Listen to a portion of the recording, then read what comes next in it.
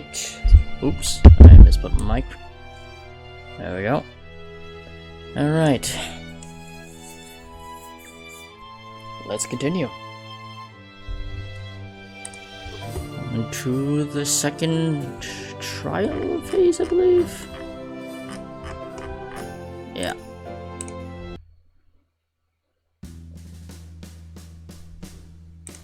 Now then, in the last case, we were just investigating a crime scene that took place in a remote village regarding an Italian man who's working for a high-end pharmaceutical company who was mysteriously murdered by being pushed off a cliff and dying from the fall.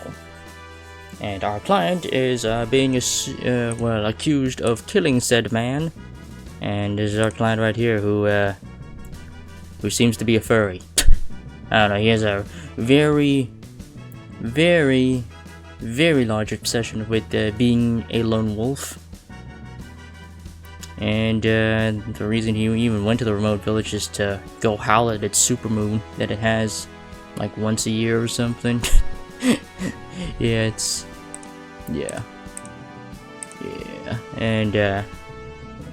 And yes, we got hired by his dad to defend him in court.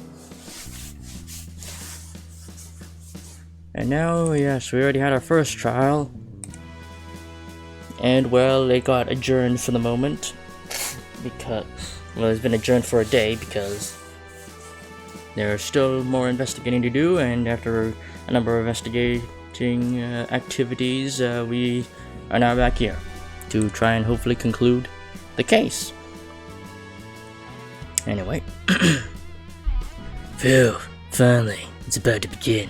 When I took on this case, I never thought it would last 2 days. Luna got up early as ever, and arrived at the courtroom first, probably because she doesn't want to keep her sister waiting. Fortunately, compared to yesterday when I knew nothing about the case, I now have a loyal helper. Boss. Huh? Speak of the devil. Ooh! I got an idea for everything today. He suddenly became so cooperative. It's a bit hard to get used to. Please trust me. I'm a truly innocent wolf. I know. We confirmed that yesterday. But the current evidence is still against you. Today's trial can't allow any mistakes. Understood. I'll shout my support from the mountaintop for you. It's better if you just stay quiet in the defendant's seat.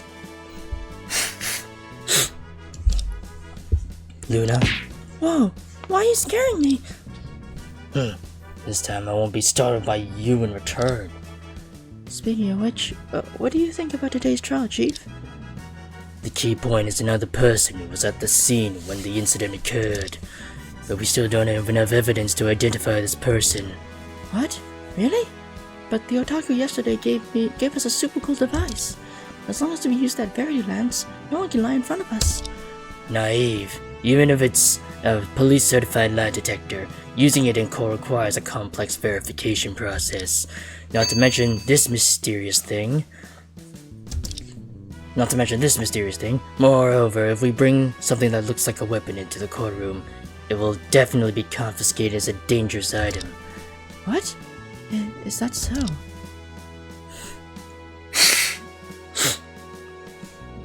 Regarding the assumption of the truth in this case, I do have some ideas, but the opponent is her. The more critical the moment, the more cautious I need to be. Also, I have a subtle sense.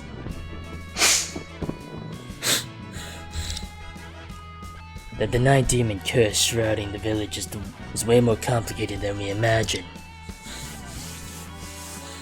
Anyway, I believe in you, Chief. Keep your pace and fight with Sis until the end.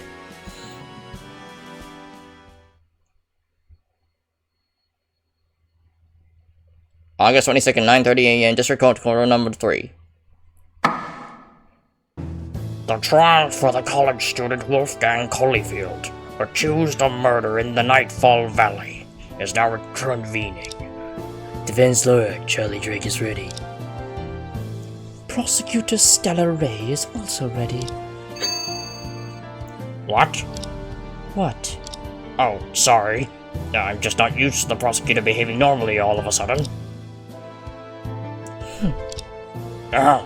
Through yesterday's trial, the defense has proven the possibility of the presence of a third party at the scene.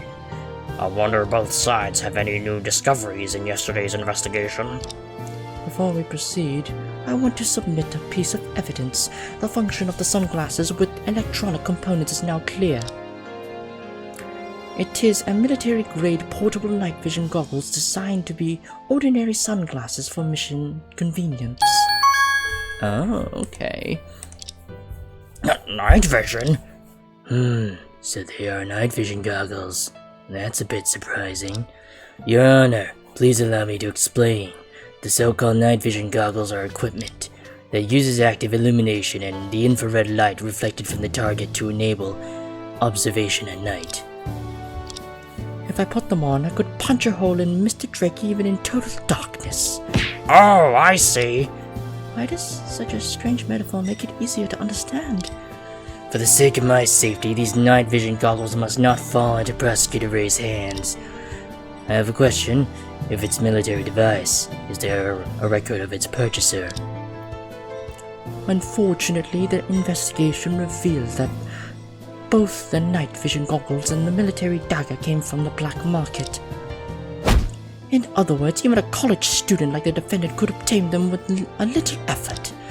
Perhaps the defendant brought the night vision goggles to the scene as an auxiliary tool to ensure a smooth operation at night. Objection! Objection! Prosecution, refrain from arbitrarily defining the evidence. As we discussed yesterday, its owner is more likely to be the victim. Objection sustained. These fancy words means nothing. I wasn't planning to dip deeply into these goggles anyway.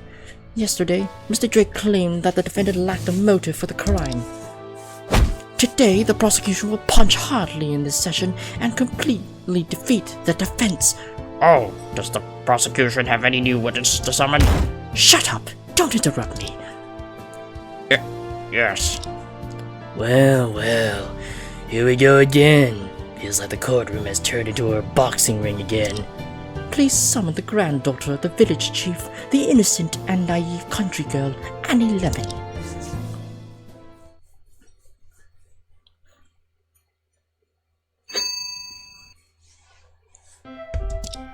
Even in the courtroom, she has to bring a lemon tea basket and a complete set of tea utensils.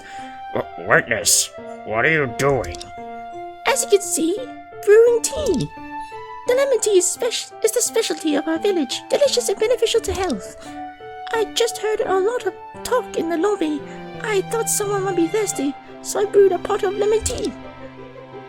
What a kind and lovely girl.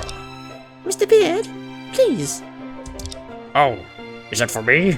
Ah, it smells so good. I'm sorry. To the beautiful lady called prosecutor, please don't be angry. It's not good for your health. Would you like some lemon tea? Thank you. Well, facing Annie, even Prosecutor Ray gets peaceful. Mr. Lawyer, Sis Luna, and all the ladies and gentlemen in the audience, there's still plenty of lemon tea here. If anyone wants to drink, feel free to come here and get some. Thanks to her, the atmosphere just turned from a boxing ring to a tea party. It's my first time to a place called a courtroom. I don't know what I should do. Don't be nervous. Just do as I say. First, state your name and occupation. My name is Annie Lemon, and my grandpa is the village chief of Lemon Village. I've never left the village, so I guess I don't have an occupation. Good. What do you know about the defendant, Wolfgang Holyfield? He's a very interesting guy. He came to our village on the 19th. He told me a lot about the outside world. Then, did you tell him anything about the victim, Elio Giordano? When we had dinner together, I might have mentioned it a bit. Please testify about this part. This is the first time I've heard about it. I wonder what Prosecutor Ray's up to. Before the incident, Wolfgang and I had dinner together. It was then I told him that Mr. Giordano had an argument with Dr. Vincent. I am wondering if Wolfgang thought Mr. Giordano was a bad guy and wanted to stand up for our village. Am I a bad girl? Maybe I shouldn't have casually talked about the village for outsiders. Later, he said he wanted to see the moon at night, but I told him not to go out. It would have been better if he had listened. Wait, are you saying that the victim had an argument with the village doctor? Yes, several days ago, Mr. Giordano came to my home. It seemed like he wanted to talk to Grandpa about something. And then at the time, Dr. Vincent was also there. Their conversation was difficult for me to understand, so I stayed in my room. Later, I heard them seemingly quarreling. I was worried they might fight, so I rushed out to stop them. It has escalated to the point of physical fighting. Annie, the content of their argument is critical. Could you recall it? I only heard a little and didn't quite understand what it meant. It was something like, "You ignorant village doctor. The village chief said you would consider it. Why are you interfering? And are you a money slave? Do you even deserve to be a scientist?" Or something like that. Order! Order! This is indeed very important testimony. Anyway, and Annie's testimony has mentioned a heroism-inspired college student wanting to stand up for the villagers is not surprising at all. But in this way, the village doctor who had an argument with the victim also created a motive for committing the crime, didn't he? Nonsense! Nonsense. Having a motive is one thing, but having the opportunity to commit the crime is another. A surveillance Oh wait. Please think about it with your hands. There are double security for the villagers, a surveillance camera, and a curfew. No villager could cross these two barriers and appear at the crime scene in the middle of the night. Although Prosecutor Ray's argument makes sense, how am I supposed to use my hands to think about it? Indeed, apart from the defendant, there hasn't been anyone else with the opportunity to commit the crime. Defense, please proceed with your questioning.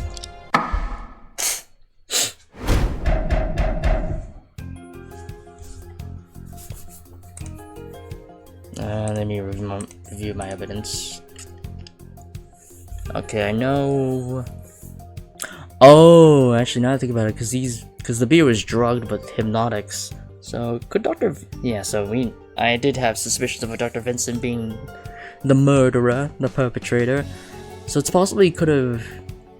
Yeah, he could have turned off the security cameras because he knows that altar was the one who set it up.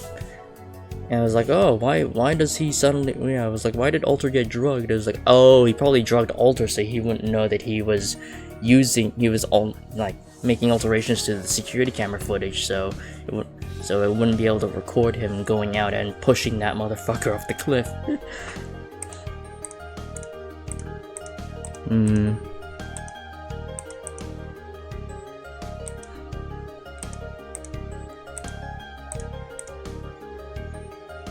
That, or you must have killed the guy in his office and then wiped, and maybe blood got all over the clock and then they had to clean it.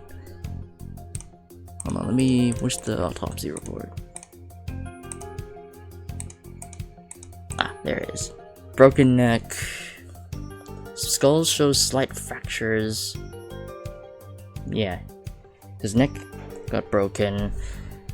Skull shows slight fractures in front of the upper body. It says multiple contusions and abrasions, suggesting an impact on the head upon landing. Okay.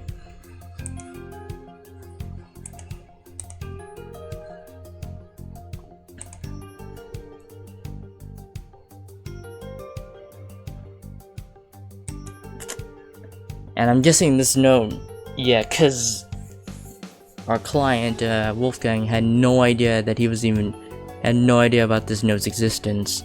So that note could have actually been for Vincent. Okay.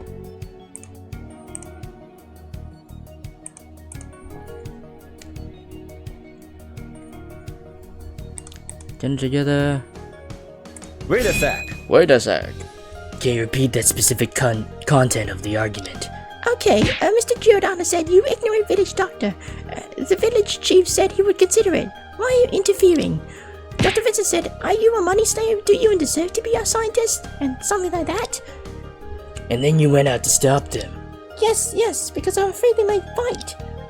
Although Annie usually looks quiet and obedient, it seems she's quite brave in critical moments. Wait a sec. Why do you think that? Did Wolfgang Holyfield tell you something? No, he didn't say anything about it, but I think he seems to take it to heart. He probably just wanted to show off in front of you. Boys at that age are usually naive. They believe they would become the embodiment of justice to punish the bad guys. But you also keep saying I'll punch you to dust with the iron fists of justice. During yesterday's trial, the defendant admitted that he had sought trouble with the victim. This motive is ridiculous but logical. There's really no room for rebuttal. Wait a sec. Did he say while having dinner? Yes, Wolfgang said the moon would be beautiful that night and that he had to see it. So he did mention that he would go out at midnight to admire the moon. Should I ask for more details here?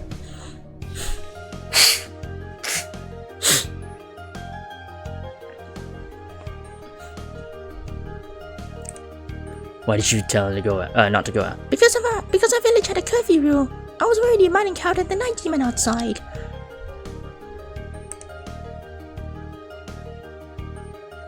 Wait a sec. Why? He's not a member of the village.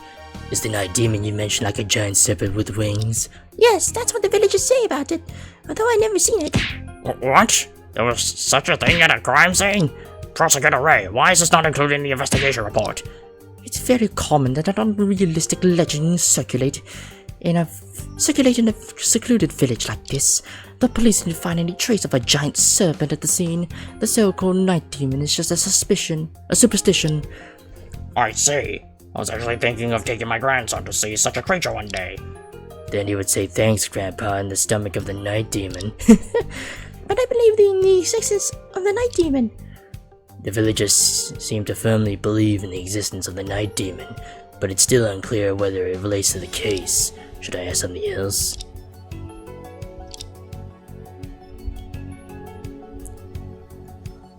How was the moon that night? I especially looked out the window that night. It was pitch black as usual, with no moon in sight. Wait, what? But according to the... Hold on a minute. Wait a sec. It was clear and almost no clouds. A rare supermoon was visible with high visibility. But no moon in sight. The fuck? Alright. Objection. Objection. Miss Lemon, you just mentioned that it was pitch black outside the window on the night of the incident, right? Yes? Lemon Village is not a metropolitan. It's not metropolitan. It's natural not to see anything without street lights. I doubt that. Besides the artificial lights, there is a natural blessing that guides us in the darkness. You mean... Exactly. I'm referring to the moon and stars high in the night sky. Objection! It could have been cloudy on the night of the incident, so it's not a problem at all. Objection. Objection. Please take a look at the weather report from the night of the incident, which you presented in court yesterday, Prosecutor Ray.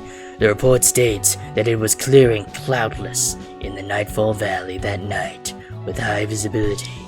Furthermore, even in the footage captured by the camera, the moon in the sky is visible clearly.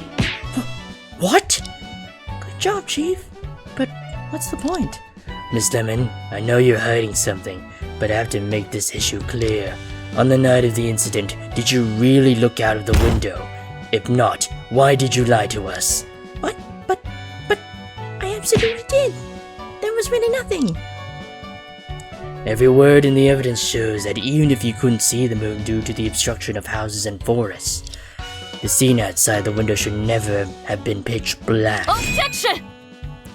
The defense is making a fuss over irrelevant details. It's ridiculous. Perhaps the witness just didn't look clearly and made a mistake in her memory. Objection. Objection. Oh man, I still can't.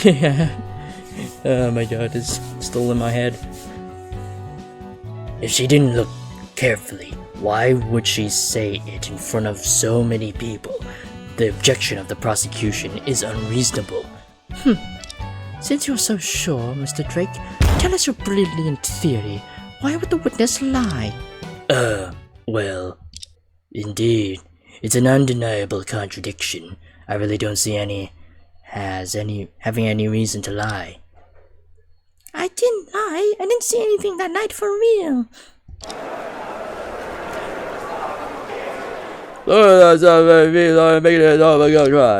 How does an unkind this girl is? The law is truly despicable. I've never seen a more shameless man. Does the vulture deserve to be a lawyer? Order! Order! Uh-oh, the entire courtroom's against me now. Chief, was it necessary to be harsh on Annie?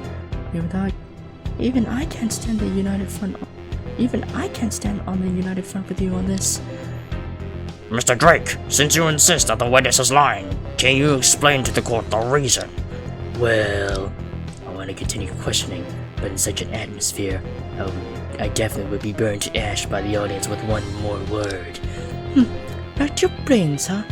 The prosecution believes such trivial matters are not worth discussing. Annie's testimony is more than sufficient to establish the motive of the defendant. Come on, I need to change the topic. The evidence submitted by the defense yesterday merely suggests the possibility of a third party.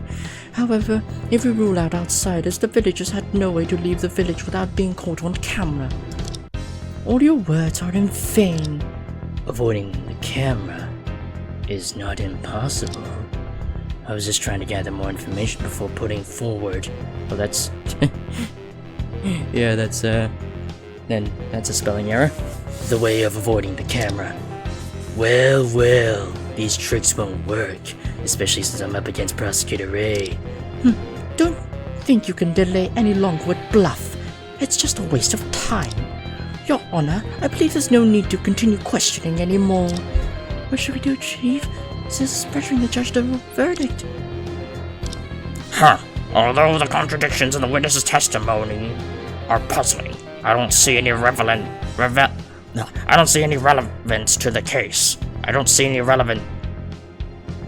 Oh, okay, that's... Oh, that line's been duplicated. Weird.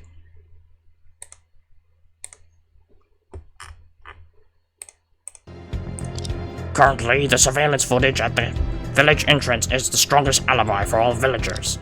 Since the defense can... Your Honor, the defense believes that there is another possibility to discuss. Huh? Are you going to say that you found a way to bypass the camera? Yes, although it might be slightly different from your bypassing. The police investigation report denies any means to bypass the camera while leaving the village. If your way is not feasible, the court will impose severe punishment on you. Understood. It'll be fine, I hope. To prevent the defense from bluffing, I'll add more to the punishment. I've never seen such a severe punishment before. Chief, please don't make any mistake. Well, even my hands are trembling. I better hide them under the table so Luna won't notice. So, defense, what is the method to bypass the camera at the village entrance and leave the village? I'm just gonna Save. In case, yeah.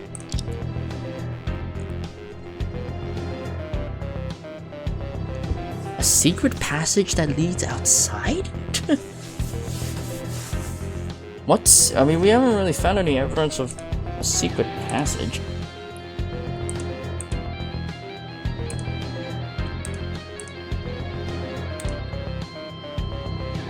Yeah, because it starts at curfew.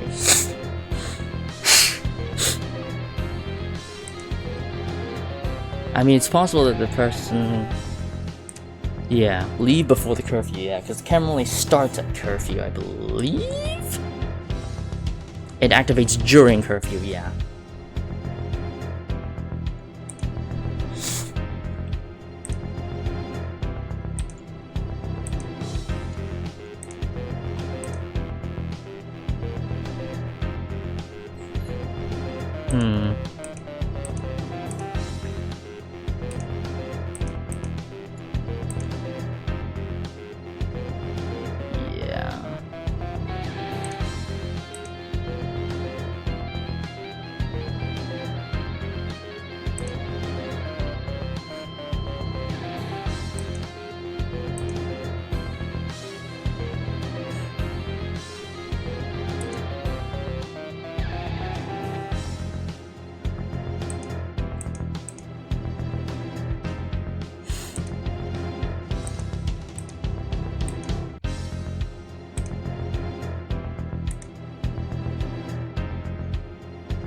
I mean, even if she... I don't think climbing over the wall is an option because it also records the wall. So I'm gonna say leave before curfew. The method to bypass the camera at the village entrance and leave the village is actually very well. The method to bypass the camera at the village entrance and leave the village is actually very simple. Although the camera doesn't have blind spots, there is a significant blind time. Alto Lemon once mentioned that the activation of the time of the Alto Lemon once mentioned that the activation time of the camera perfectly aligns with the curfew. Which means there won't be any recorded footage of entering or exiting the village out of the curfew hours? Yes, exactly. If someone leaves the village before the curfew and waits outside until dawn, and enter the village after 8 a.m., when the curfew is lifted, he could quietly conceal his nighttime activities.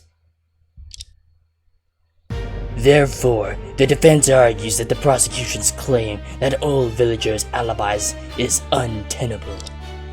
What? Order! Order! Huh?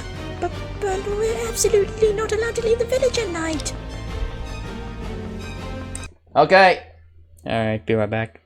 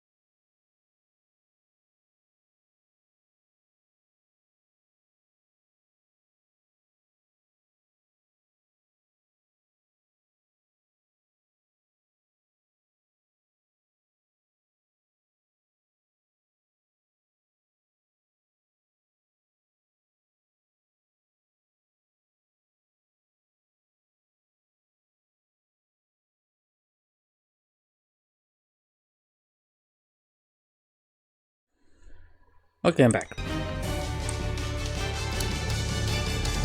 Although it's hard to believe, the possibility given by the defense cannot be ignored.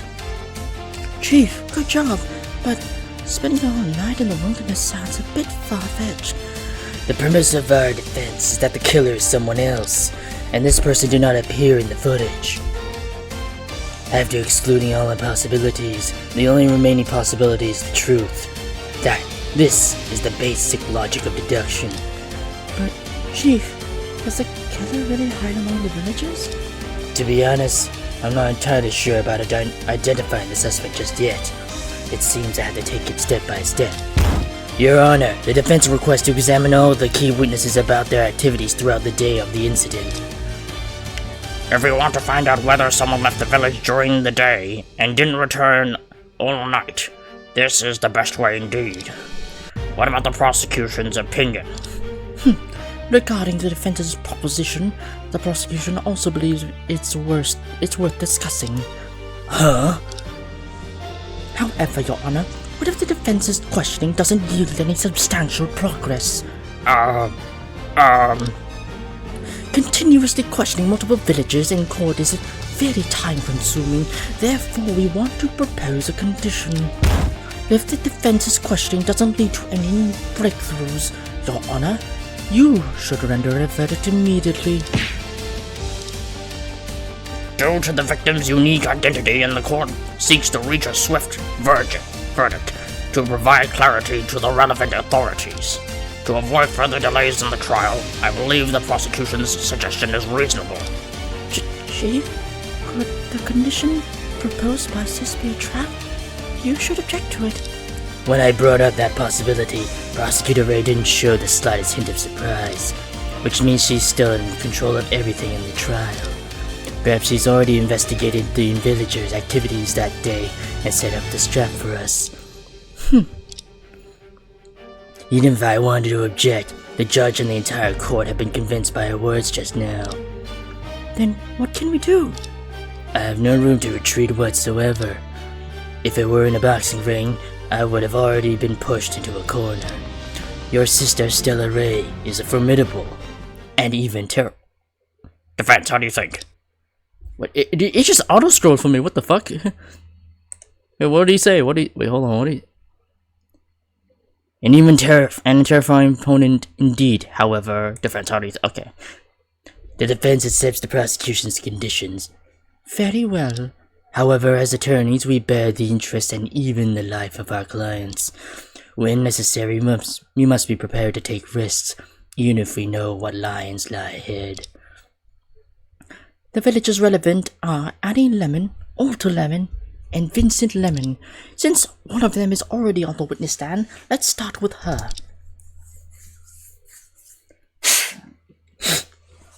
So, young lady, please state your actions on the day of the incident. Understood.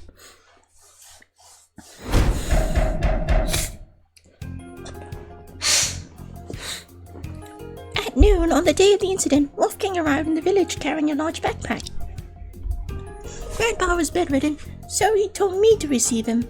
I was very happy. Then I took him to the guest room, which is next to Mr. Giordano.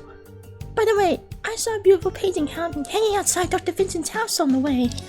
The sky and the city in the painting were splendid, and there were lovely moons. After that, I went back to take care of Grandpa until Wolfgang came for dinner. Once the curfew started, I stayed by Grandpa's side, and didn't leave the house anymore. I already found the contradiction. The testimony seems to be ordinary. So, no one can directly prove that Miss Lemon was still in the village before the curfew. Huh? But I never thought of going out during the curfew. How could I? Objection! Hey, you! When will you stop offending the young girl with such despicable language? Are you planning to accuse her of murder? What? I didn't do anything. No, Miss Lemon, I have no intention of accusing you. I just wanted to confirm the situation. Is that so? Of course. Oh my, I fell for Prosecutor Ray's trick again. To avoid annoying the crowd in the courtroom, I need to be extremely careful when questioning Annie. Defense, you may proceed with your questioning.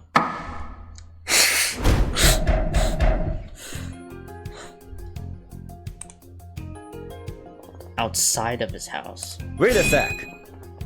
When you say Dr. Vincent's house, are you referring to the village clinic? Yes, it seems like he hung a painting by the window. I saw him while passing through the square.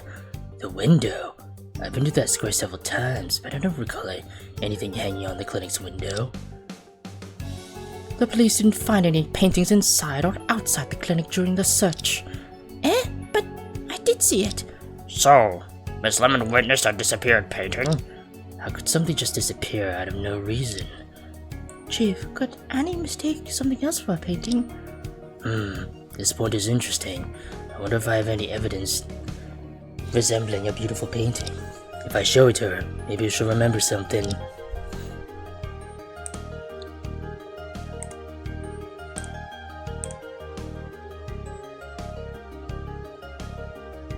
Objection!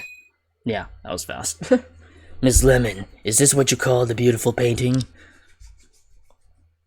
Yeah, yes, that's what I saw. Oh. Isn't this a world famous masterpiece? Although the material of the canvas is a bit peculiar.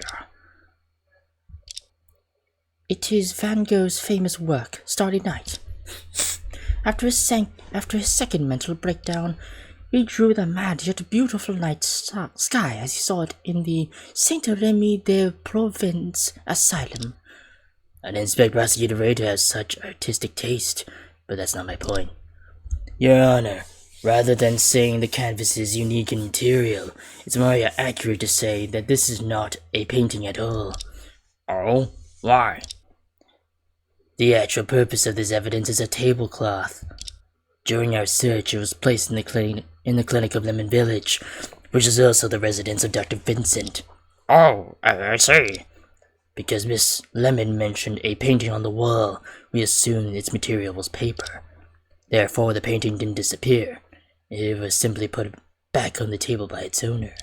Oh, I see. Great, Chief. We finally find the contradiction. Nonsense! So what does the defense want to demonstrate with the tablecloth? Well, It's possible that the village doctor just took down the tablecloth to decorate the window temporarily. Or the tablecloth was wet and had to hang outside to dry. No matter what the reason is, it has no relevance to the case. You won't tell us that this tablecloth is the murder weapon, will you? no, I'm not. But you do have a very active imagination. Your Honor, I can no longer tolerate the defense and request an immediate halt to the questioning of this witness. Well, my information gathering seems to be at an end. A night sky without a moon, and a tablecloth that changed position. Since I can't figure out what they mean yet, I'll just observe and see how it unfolds. The court believes that the witness's testimony has failed to prove a connection to the case. The defense has not obtained any valuable information. To save time, the prosecution may summon the next witness. The next witness came here yesterday. I requested the defense to finish the questioning ASAP. The witness who came here yesterday, it must be him, right? I finally find the hidden boss in the game, but why do I have to come up again? Excuse me. My bad. She's your biggest hidden boss, isn't she? Skip the name on occupation. You heard the trial just now. Please state your actions on the day of the incident immediately. My actions that day? What does that have to do with the case? Hurry up! Yes, I'm sorry. I feel sorry for him. I don't know why I have to testify. Do you suspect me? At noon on the 19th, I went to Dr. Vincent's house to drink. Then I fell asleep because I was too sleepy. When I woke up, OMG, it was already 10 p.m. It was pitch black outside, and the curfew had already started. So Dr. Vincent and I watched the new release together. By the time we finished, it was already 2 a.m. A perfect alibi, right? It does sound like a perfect alibi, but I have a question. Please go ahead. You mentioned new release earlier. New release of what? Well, don't you live in the city? How come you don't know that? He's an otaku. So the new release he's talking about should be the latest Japanese anime. While the imagination of the Japanese artist may have its merits, their art style is far from comparable to the classics. Hey, don't criticize my sacred realm like that. I don't have time to discuss it with you. The remaining two villagers both have clear alibis. That's what matters. If they stayed in the house all night, the situation would be unfavorable for me. It seems the prosecutor Ray anticipated this situation and set up a trap. Defense, struggle with all your might and corner yourself to a dead end. I still don't quite understand what you're talking about. Anyway, the defense may begin the questioning.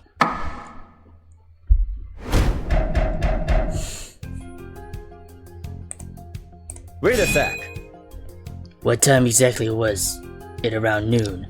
Around 11:30. When Dr. Vincent came over, I looked at the time specifically.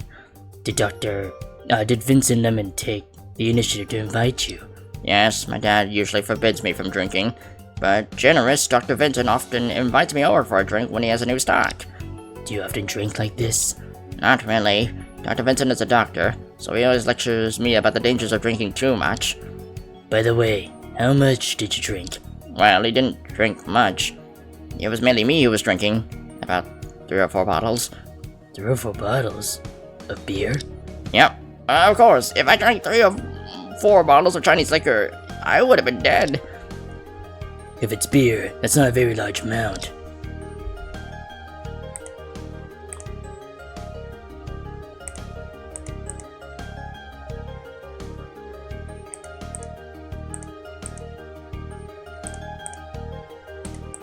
Wait a sec. You slept from noon straight to the evening. That's too long. It's only about 7 or 8 hours if you calculate. Not long to me. Sleeping for 7 or 8 hours of daylight? Generation Z. Well, he is an otaku after all. An otaku just stays holed up at home sleeping all day and night, right? That's not an otaku. That's more like a potted plant growing on a bed. Oh no, I don't agree with her. Even though otakus stay at home all the time. We never waste our precious time on sleeping because there's such a wonderful world and computer. Then why did you sleep for so long that day? Well, probably because I drank beer. Well, there it is. The answer I've been waiting for. Your Honor, the defense requests that the witness include the previous statement in his testimony. Got it. Witness, proceed as requested, please. Huh? Does it really matter? I don't understand the logic of lawyers. I'm not a person who oversleeps. I slept for so long definitely because I drank.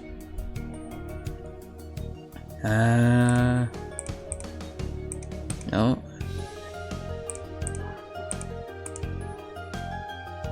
I'm not a person who oversleeps. I sleep so long. I slept for so long because I drank. Yeah. You are under hypnotics. Objection. Witness, do you believe that you suddenly fell asleep just due to alcohol and exhaustion?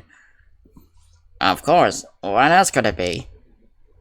You should have more confidence in your alcohol tolerance and physical strength. Because the real reason you fell asleep is that someone drugged you. Drugged? What? Defense? What do you mean? Witness, this shirt was found in your room. Did you wear it the night you were in the clinic? Yes, I did. On the cuffs of the shirt, there's a trace of white stain. This is not a color that beer can leave. Through our investigation, we have confirmed that there are ingredients of hypnotics in the trace. What? Order! What? How could the police overlook such an important clue? Suddenly I feel sorry for Detective Spark. If the prosecution keeps guiding the police investigation with preconceived notion of the defendant is guilty, then this shirt is just junk discarded in an irrelevant place to them. Is it really the police who caused the oversight? You!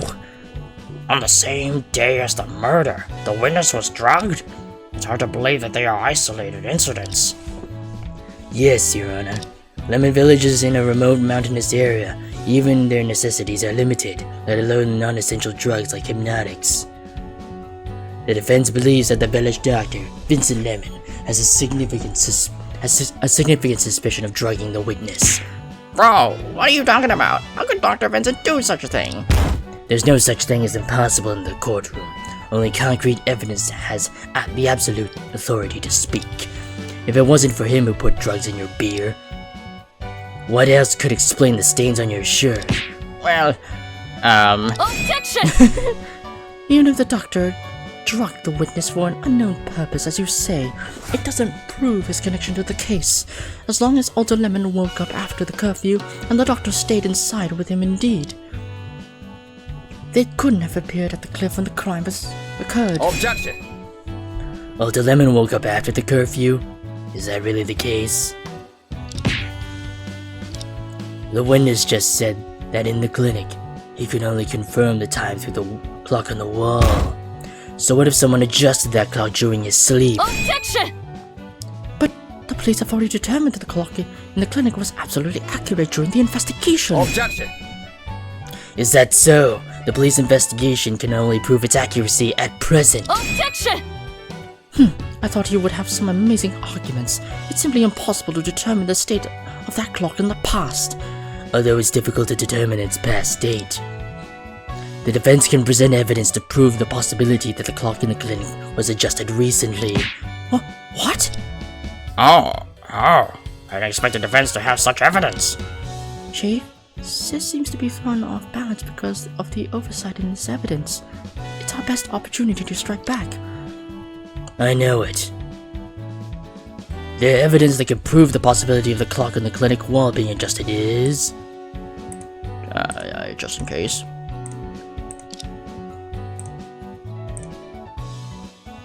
There's no dust at all.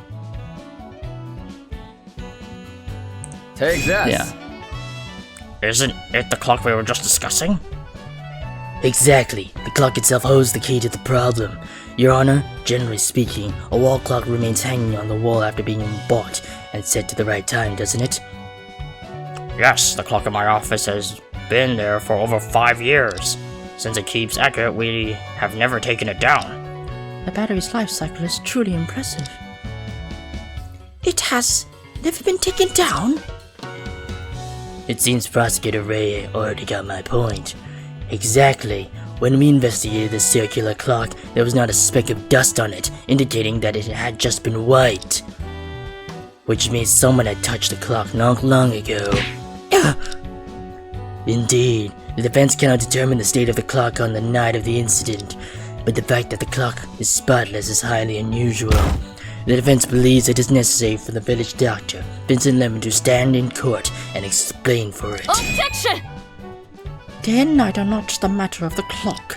Do you think that simply adjusting the clock in reverse, day and night, are you indicating the witness is blind? Yes, when Dr. Vincent and I were watching anime, it was pitch black outside. Nothing at all. How could it be? Pitch black. Someone just said the same thing. Therefore, the prosecution believes that the alibi provided by Vincent Lemon and Alder Lemon remains unbreakable. I'm guessing the windows were blocked by that tablecloth. Order! Order! Well then, let me state my opinion. Although Prosecutor Ray's argument is reasonable, the evidence submitted by the defense makes sense either. The court believes that administering hypnotics is a highly suspicious act. To clarify the facts, it is necessary to summon the village doctor to testify. What do both of you think? Perfect. The defense has no objections. No objections either. However, Your Honor, I need to clarify something. Please go ahead. Vincent Lemon is the only doctor in the entire village, and he is busy every day. Although he received an invitation to attend this court as a spectator, he is not present today. Oh? So where is it? So where is he now?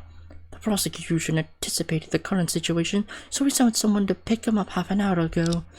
It'll take some time to get here. I understand. In that case, the court will adjourn for 20 minutes. The prosecution should assure the witness present timely.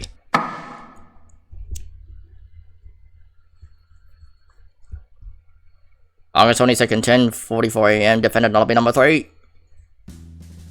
Phew. Finally get a break. Nice work, Chief. The questioning today was really intense, and Sis is also firing on all cylinders. Stop talking about your sister. She still makes me shake like a leaf. If it weren't for the shirt tainted with hypnotics, I don't know how badly she would defeat me. Let's take the time to discuss the case again. I still find it hard to believe. Is the culprit of Mr. Giordano really someone of the villagers? I'm afraid so. The truth is not always pleasant.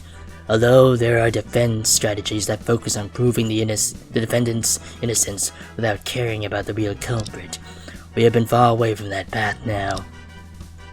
After all, the premise of proving the defendant's innocence is to establish the possibility of other people committing the crime. I hate it. Annie's such an adorable, innocent girl, and Alter helped us so much during the investigation. If we have to accuse a villager as the murderer of this case, there's only one choice left, right? Good way of thinking, but our choices may be more than that. Huh? Are there other villagers related to the case that we haven't seen? Like Zeus Lemon, Thor Lemon, or Athena Lemon, etc.? Okay, I wasn't expecting I wasn't expecting people named after gods. That's impossible. Are you serious about the names? Let's put it aside for now. There was something quite concerning during the trial. Chief, are you talking about Annie's testimony of not seeing the moon? I still can't figure out why she would tell us such a meaningless lie. Not exactly. Ever since I took on this case, I had a subtle feeling about Lemon Village. Despite the villagers being simple and honest, once they discuss certain topics, they'll make all sorts of statements that defy common sense. Are you talking about the Night Demon? That's just part of it. However, merely based on the fear of this mythical creature that no one has seen, this village can rigorously enforce the curfew. It's so weird. After all, there are educated people in the village. That makes sense. Maybe this Night Demon holds more undisclosed secrets. Like it ate the moon so that Annie didn't see it? That's not what the moon-eating creature looks like. But compared to the Night Demon, I'm more concerned about Alter Lemons being drugged. Ooh! Huh? Boss, thank you for your hard work. It's alright. He's so tall, yet his stats are surprisingly light. I heard from the defenses just now. You mentioned that the village started to drug someone? It's just a possibility. It needs more evidence. Ooh! You old me. I thought that doctor was a tough guy. I never expected him to use such underhanded methods. If you want to beat someone down, you just roll up your sleeves and confront them head on. Do you know your words are quite misleading? By the way, during the resets, I can chat with him a bit. I need to confirm something with you. On the night of the incident, you were admiring the moon at the cliff, right? Of course. I repeated that many times. What was the night like? Boss, you also have a taste for it? Lemon Village has no polluting factories around and the village terrain is open. By the supermoon, not only was the vast starry sky clearly visible, but even every blade of grass underfoot can be seen clearly. It's so hard to find an earthly paradise like this, but I didn't expect to be dragged into such trouble. The description does match the weather report.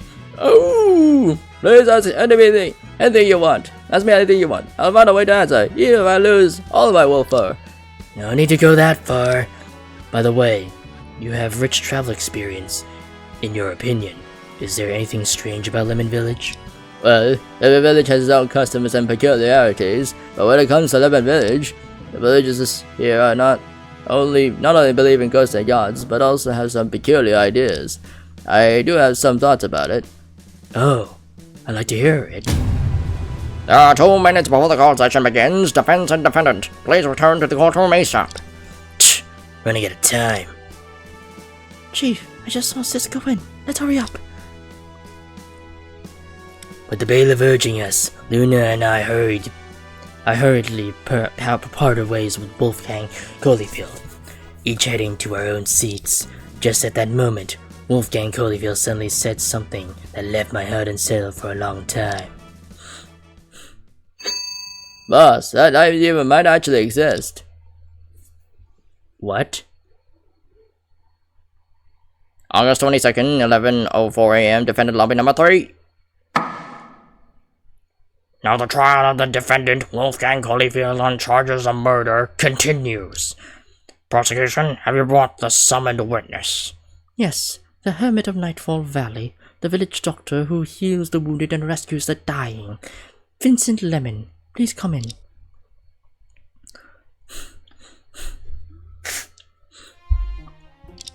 Witness, state your name and occupation. Vincent Lemon, the doctor of Lemon Village. Such a fitting outfit for the identity.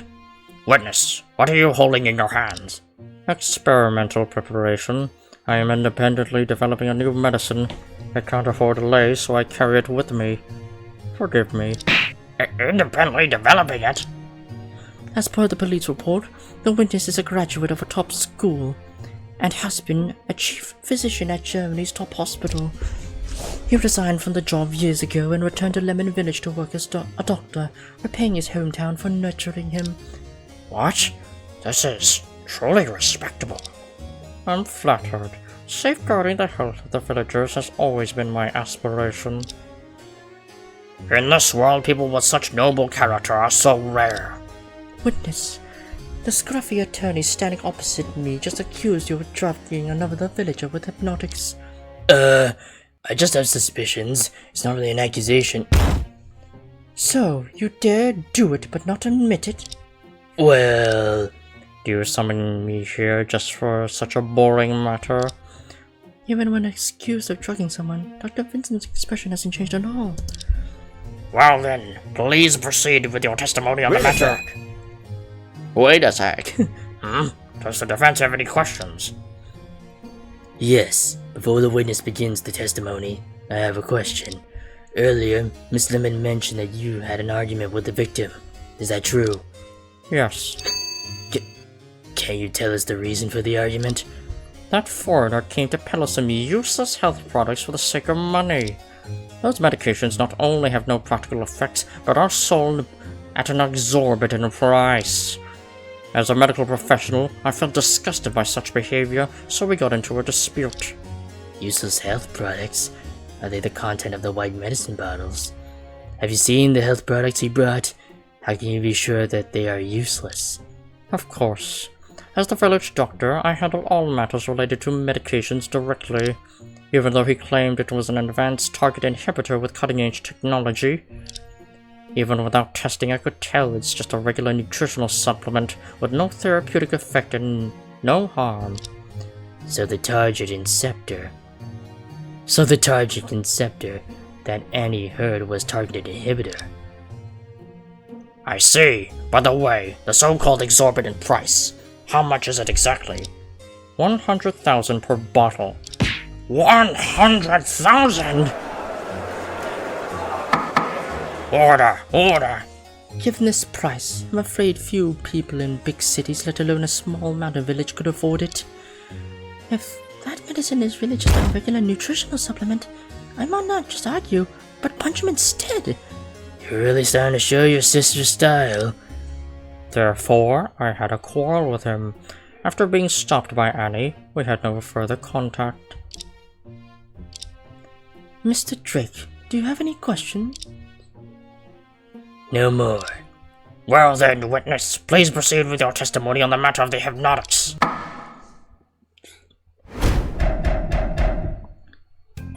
I know nothing about hypnotics. That's it? Oh, that was quick. Huh? Finished? You just said one sentence. Aren't you asking for the testimony about hypnotics? One sentence is enough. He is too uncooperative. Chief, he must be the culprit. Absolutely. Luna, calm down. Even if I find it hard to stay calm. This is the shortest testimony I've ever heard in my life. Anyway, Mr. Drake, please proceed with your examination. How am I supposed to examine with such a short testimony? Well, nothing.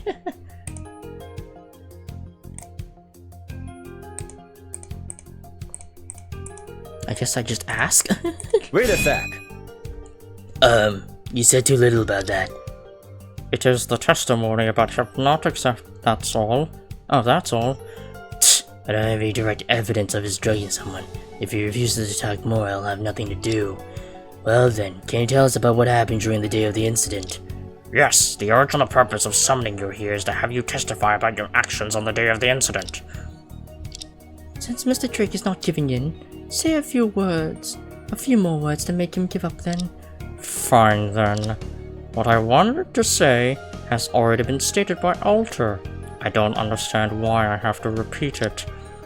At noon of the 19th, I invited Alter to my home for a small drink, and then I spent the rest of the time researching medicine. At 10 p.m., Alter woke up, and we studied Japanese anime together until 2 a.m.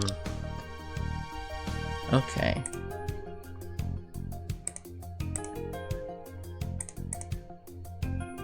Wait a sec. So after Alton Lemon fell asleep, you were studying medicine in the clinic all the time. Indeed. You didn't leave the house at all during that time? Of course not. Did anything noteworthy happen during that period? Nothing. Such a simple answer. Does he hate talking? Wait a sec. Are you sure it was 10 p.m.? Of course. Why did you wake him up until then? He hadn't slept the night before, and his body was in an urgent need of conditioning. As a doctor, I'm responsible for his health. Yet you ended up watching anime until midnight.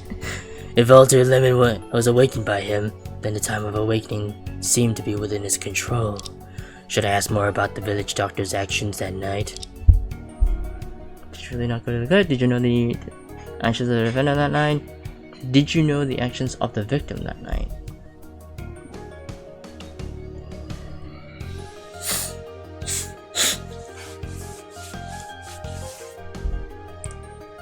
I never stepped out of the house that night, let alone went to the cliff. I never stepped out of the house that night, let alone went to the cliff.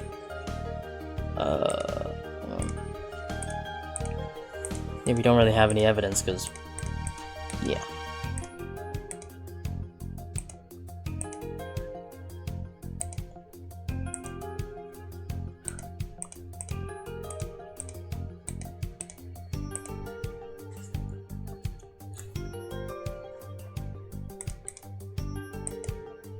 Wait a sec. As the village doctor, do you have any privileges, such as not having to obey the curfew? No, the curfew is a strict rule in the village. Even the village chief cannot violate it. I remember the notice board in the village square says in case of sudden illness at night, call the village doctor. Does that mean if there is an emergency patient, you can leave your room to provide treatment? Huh? Indeed. Why didn't I think of this point? Although I wish that were the case, it's impossible.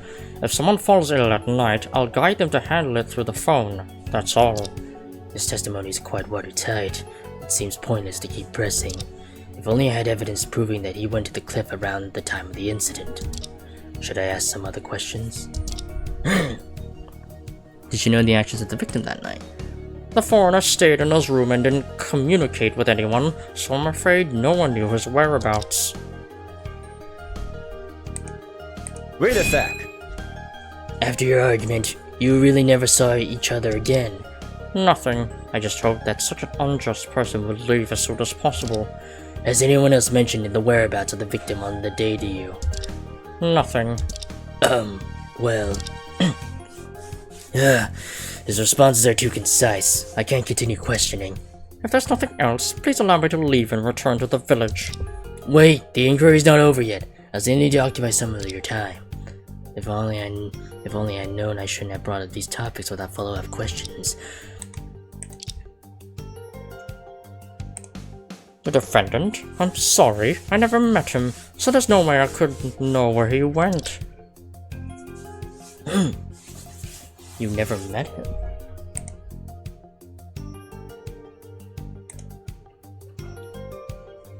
I don't think I have any evidence of them meeting.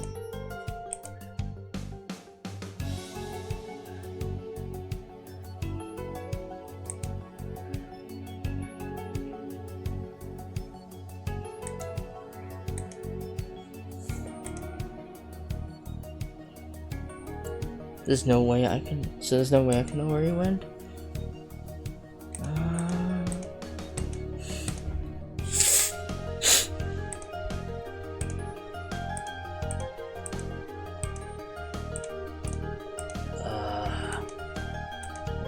goggles.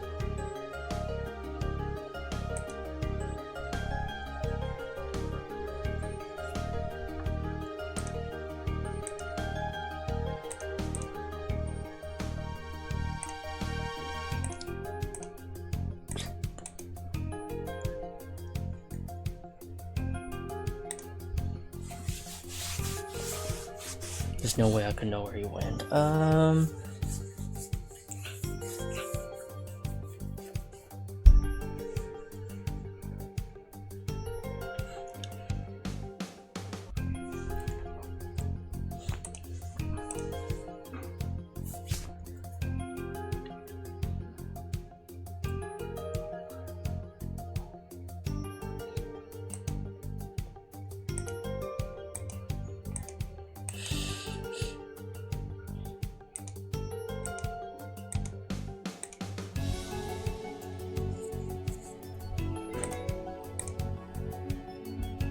Wait a sec. Are you sure it was 10 p.m.? Of course. Why did you wake him up until then? He hadn't slept the night before and his body was in urgent need of...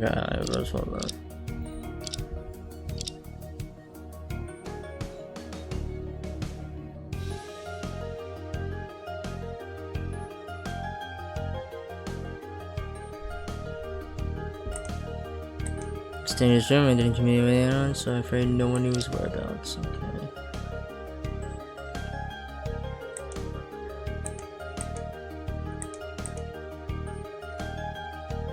Wait a sec. After your argument, you really never saw each other again. I think I just saw... yeah.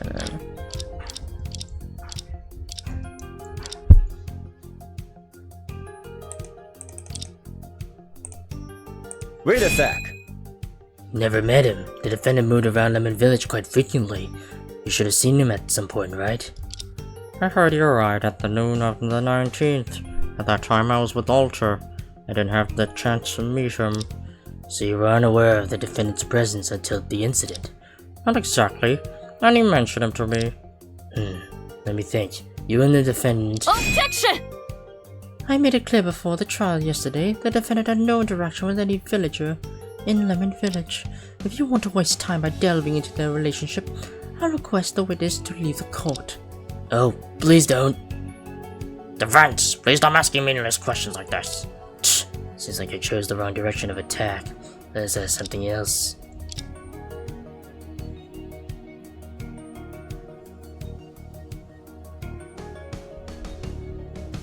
Hold on. Never said that I never went to the cliff. Okay.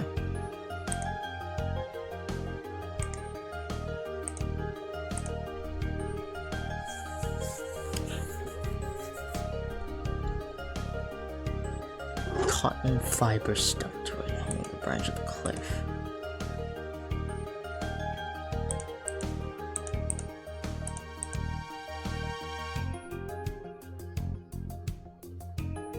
Wait a sec.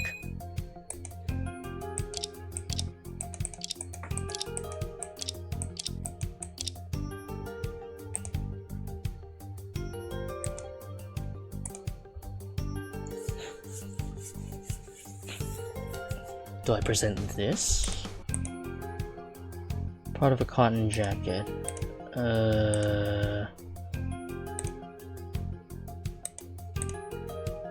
Do I present this? Objection. Yeah. Witness, you just said that you didn't step out of your house on the night of the incident, right? Yes. That's strange. Why is there such a piece of cloth hanging on the branch below the cliff? Oh, he's sweating. The cliff area is exposed to wind and sun for a long time, yet this piece of cloth is almost spotless, which indicates that it was recently hung there. More interestingly, your fingerprints are on this piece of cloth. Fingerprints? Objection! This shorting evidence might have helped you get through yesterday, but it won't keep working.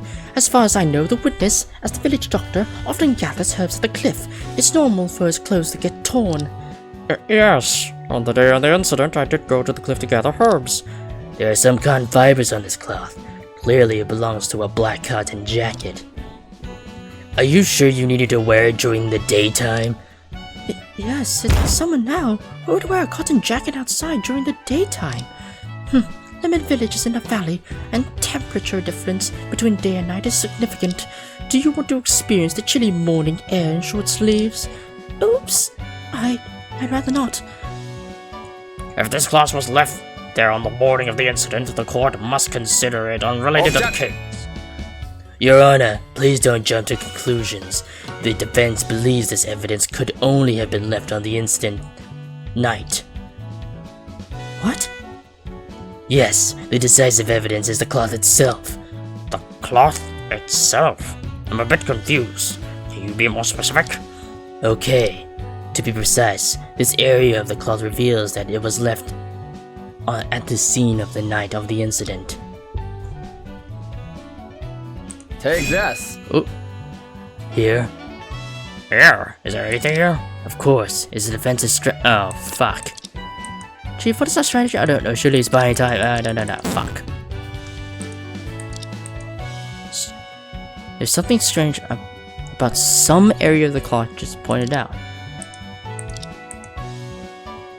The area of the... Okay, cool. Can I get an indicator? Because this is the first time I'm at this. Okay. The area of the cloth that reveals that it was left at the scene on the night of the incident. So it's not here.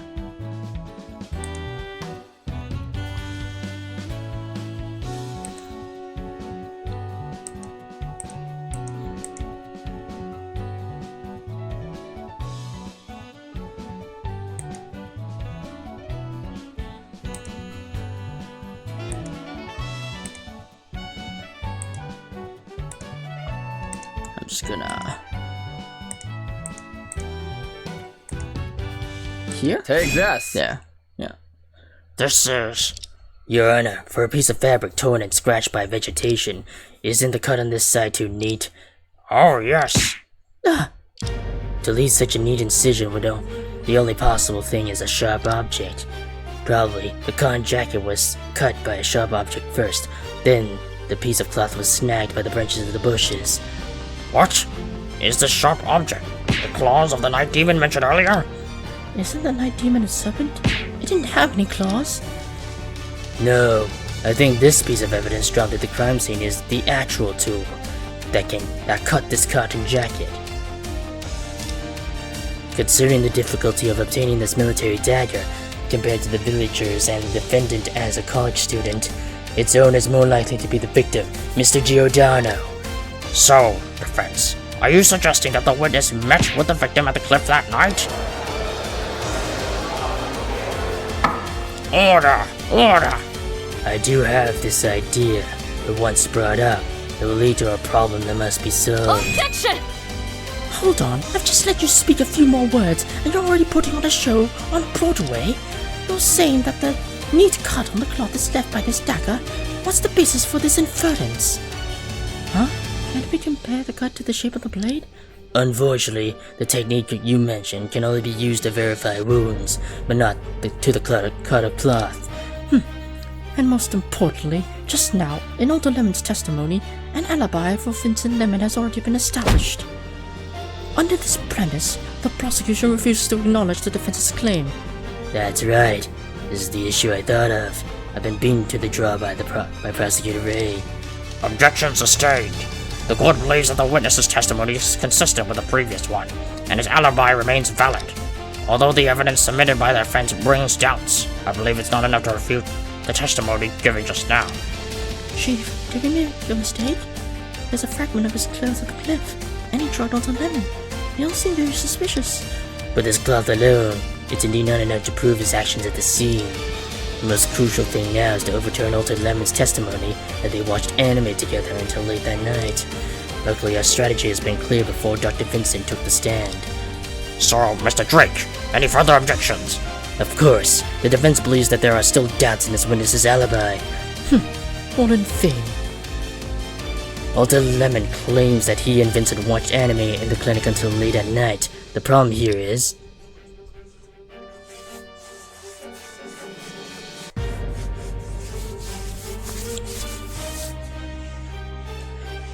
The place they were at was in the clinic. They were watching anime. the time they're at. Yeah, the time that they watched the anime wasn't at night. Because we know, because yeah, we're going off the basis that the clock has been altered.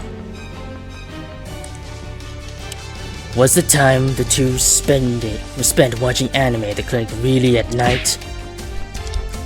Are you suggesting that Alter Lemon committed perjury? Not exactly. Alter Lemon had no reason to lie intentionally, but he could have been misled and provided testimony that doesn't align with the facts. What does that mean? Your Honor, the alibi for this witness is as follows. He and Alter Lemon were drinking at home. Then Alter Lemon fell asleep. When he woke up, it was already 10 p.m. Whether the witness went out before this or not, as long as he was still in the village after 10 p.m., it's impossible for him to appear at the cliff at the time of the incident. Right. We just proven that there are traces of tampering with the clock in the clinic, and the only means by which Alter Lemon confirmed the time is precisely your clock on the wall. If some method were used to make Alter Lemon fall asleep, and then he was woken up after the clock was tampered with, you can create a false time. And the only person who could make him fall asleep is the witness who can use hypnotics. Objection! Mr. Drake, are you an idiot? This isn't a sci-fi novel where just turning the dial will reverse the day and night. Have you forgotten what Alter Lemon said when he testified? Yes, when Dr. Vincent and I were watching anime, it was pitch black outside. Nothing else at all. Objection. Pitch black outside the window doesn't necessarily mean it's really nighttime. The witness can completely create that effect. What? Yes, the night can be created. I finally understand the significance of Annie's testimony just now. As long as the witness used this thing, he could make Alter Lemon mistake the day for night. The colored tablecloth. The world-famous painting seen by Miss Lemon? Yes, to be precise, it's a tablecloth. You mean the witness used it to make Alter Lemon mistake the daytime for nighttime? Does this tablecloth really have such a magical effect? I'm still confused. Just recall Annie's testimony, and the method of using this tablecloth to reverse day and night will be clear. To be precise, the method of reversing day and night with this tablecloth was... Yeah, covering the window. With the front, cover his eyes. Yeah. Yeah, I'm pretty sure it's with the back, because because it was just pitch black. Otherwise, the light from the office would have reflected the colors off the front part. To be precise, he used the back of this tablecloth. The back? It's fucking black. Yes, the back of this tablecloth is pure black and its material is thick and opaque. Just nail it outside the window and people inside the room will naturally think the outside is pitch black. It's so unexpected. The defense has carefully checked it. There are traces of tacks at the four corners of this tablecloth. And everyone, please recall Miss Lemon's testimony. By the way, I saw a beautiful painting hanging outside of Dr. Vincent's house on the way. It seemed like he hung the painting by the window. I saw him while passing through the square. Oh, I remember. This testimony precisely confirms the defense's inference. What's more, Miss Lemon saw this painting in the afternoon. But what does that prove? That proves... Your Honor, please allow me to explain the entire process of this incident. Vincent Lemon invited Alter Lemon to his room at noon for a drink and added a low dose of hypnotics to the wine. Well, beer. It's not wine, it's beer. After Alter Lemon fell asleep, Vincent Lemon quickly nailed the back of the tablecloth outside the window. After that, he set both the clock time and the computer system time to 10 o'clock and woke up Alter Lemon. How long did Dr. Vincent wake him up? The time he fell asleep? I'm afraid it was probably just over 10 minutes. What? That was too short. Yes, it's essential to reverse day and night at noon for this plan. Then to kill time, as well as solidify Alter Lemon's illusion, Vincent Lemon invited him to watch anime for quite a long time. By then, Alta Lemon was firmly convinced that it was already late at night, but the actual time was still before 6 p.m. Then, when Alta Lemon fell asleep again, which perhaps because Vincent Lemon gave him another dose of abundant hypnotics, Vincent Lemon restored all his arrangements, left the village, stayed at the cliff all night until dawn, when the curfew ended. So the whole process happened before the village's camera was turned on. Yes, that's exactly the plan the witness used to fabricate. Ridiculous. Ridiculous. I came to the court with no intention of getting too involved in the case, and I had been trying to remain silent. Unexpectedly, the two lawyers took the opportunity to impose these slanderous words on me. How can this be slander? The chief's reasoning is based on real evidence. Have you both already concluded that my alibi is forged? Yes. However, in your inference, there are still several huge contradictions. Not just one, but several? Witness, do you hold a different opinion from the defense? Indeed.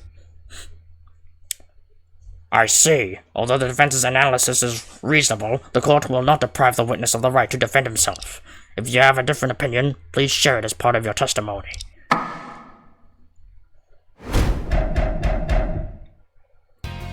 This lawyer resembles a wild brute, but his imagination is remarkably rich. You claim that I hid on the cliff and didn't return all night.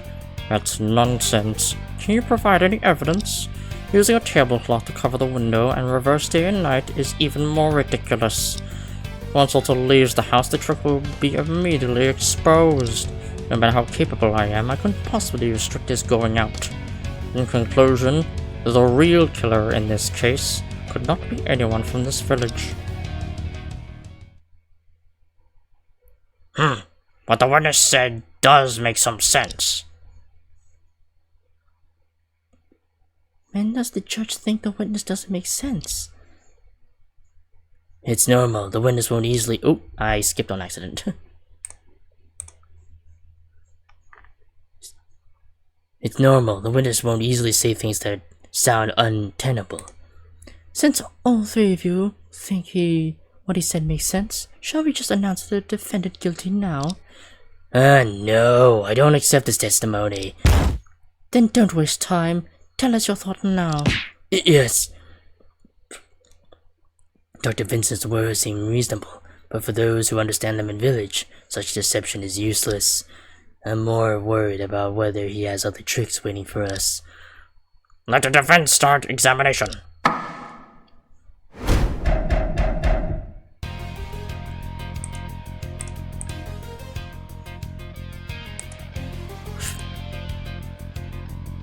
Wait a sec. I've explained this possibility thoroughly. Have you tried it yourself? Well, no. It's strange. Why is Dr. Vincent so shaky when it comes to this topic? Whether the tablecloth can completely block out sunlight is a question. Mr. Drake's proposal might not be reliable. Miss Prosecutor is absolutely right. Hey, you two are starting to echo each other.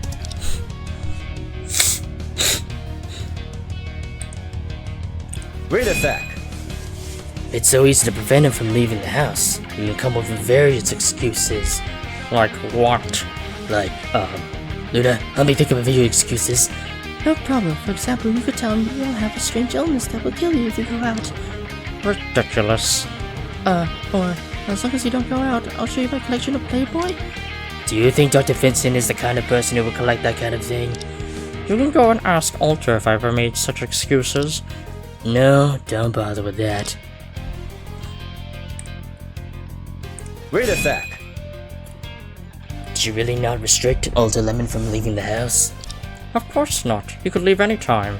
Besides, his house is only a dozen meters away from the clinic. Why would I stop him? Well, he did express a lot of desire to leave. Well, did he express a desire to leave that night? Nothing. He's so close to home, yet he doesn't even attempt to go back that night. There must have been some reason behind it, right? Oh, actually, I could just mention the Night Demon. No matter how capable I am, I couldn't possibly restrict his going out. a motherfucking notice board. Objection! You could just say, yeah. That fucking night demon will get you. Ooh. Yeah, because you already told them that, oh, it's already past curfew and the night demon's out, so if you go there, you die. Witness, your claim is as follows. I do not restrict Alter Lemon's movements. Once Alter Lemon leaves the house, the trick will be immediately exposed. Indeed. You're right. You didn't restrict his movements because you didn't need to. Alter Lemon will restrict his own movements. Huh? Why? Surely, I'm referring to the curfew. On the notice board in the village square, it clearly states that all villagers are prohibited from going out after 6 p.m. After being awakened by Vincent Lemon, Alder Lemon mistakenly thought it was already 10 p.m. He believed the whole village had already started curfew, so he naturally couldn't go out. You took advantage of the villagers' absolute obedience to the village rule to fabricate this alibi. Objection! Hold on, Mr. Drake. It seems like you've overlooked a very important fact. You've been emphasizing that the black color on the back of the tablecloth is crucial to creating the night. But can we really trust Alter Lemon's testimony about that? What does that mean? Wait, Miss Prosecutor, can we stop this topic? Huh? Didn't Prosecutor Ray help him just now? Why is he requesting to stop? At this point, Mr. Drake is determined to stick to you. If you keep hesitating like this, you'll really fall into the cunning lawyer's trap. I see. Please continue. Your Honor, you must keep your eyes wide open and be careful not to be deceived by this despicable lawyer. Ah? Your Honor, at all present, I want to ask you a question. For you, is nighttime equivalent to complete darkness?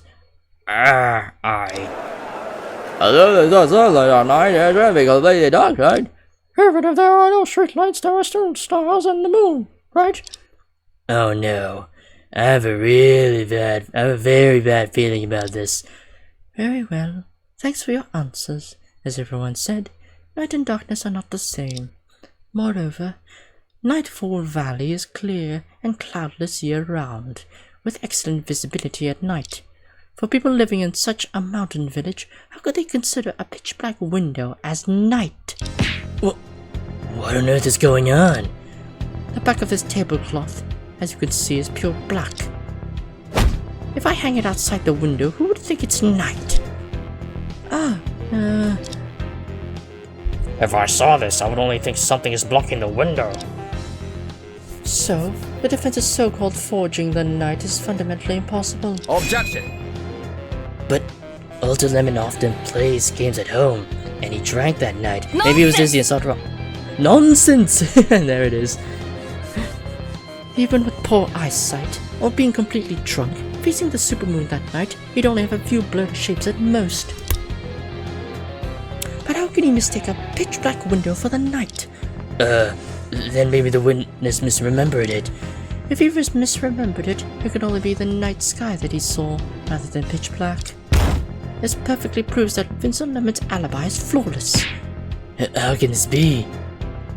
Mr. Drake, I'm sorry. I have to agree with Prosecutor Ray's viewpoint. Although your idea is interesting, it goes against common sense. It should have been like this long ago. Ugh. Chief, it was so close. Is there really no way? Is there really no way? Yes, it was so close. Could my reasoning be wrong from the beginning? Chief Thomas, if it were you, what would you do? I don't know what Chief Thomas looks like, so I'm just gonna give him the deep voice. Actually no, I'll give him the Gregory Edgeworth voice. Charlie, although you're not stupid, sometimes your mind is too rigid. If you can't figure out a problem, there's no need to stubbornly persist in overthinking it. Always focusing on the details might make you lose sight of being... Always focusing on details might make you lose sight of the big picture. Those were probably the words Chief Thomas said to me most frequently before he passed away. Hold on, focusing too much on the details and losing sight of the big picture. Isn't that exactly my current situation? To break free from this predicament, the first thing I need to do is to look at it from a different perspective. Chief, the judge has already raised the gavel. Do something. Don't worry. Leave it to me here. It's just leave it to me, I think. It's time to carefully rethink everything that has happened so far.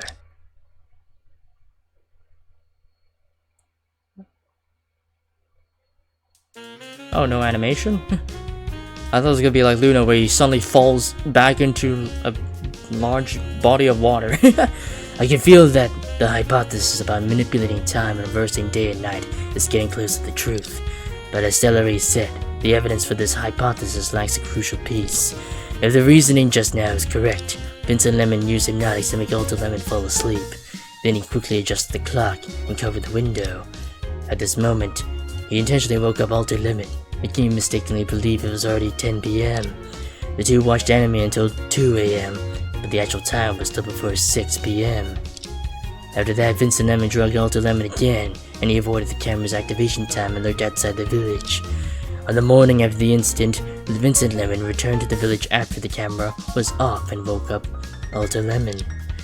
In this way, he managed to evade the camera like a ninja, proving that he was in the village at the time of the incident, although the shirt with hypnotics can be used as evidence.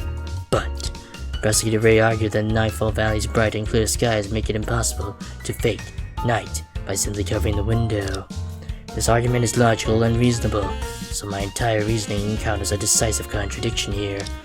Wait a minute, is Vincent Lemon really claiming foolproof? Thinking carefully, it seems to conflict slightly with the testimony of Annie Lemon earlier. On a clear day with bright moonlight, Wolfgang Holyfield especially went out to admire the moon, but Annie said she only saw pitch black. Could it be that one of them lied? I don't know. I don't think either of them were lying.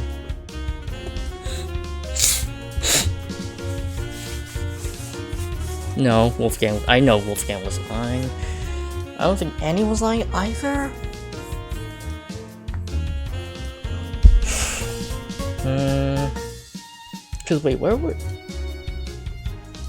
Where was she when? Where was she during the incident? Yeah, she was at her at her grandfather's place? Oh no, she was at the clinic. Yeah, they were not lying. Exactly. As for the trivial matters, there's no reason for either of them to lie. But why did they see different scenes on the same night? Calm down, calm down. If we can't make a breakthrough at the microscopic level, why not step back to the macro one and organize the information about the village? This village, the Lemon Village, is an isolated village nestled in Nightfall Valley. But what exactly makes this village exceptionally different? Oops. I don't mean to do that.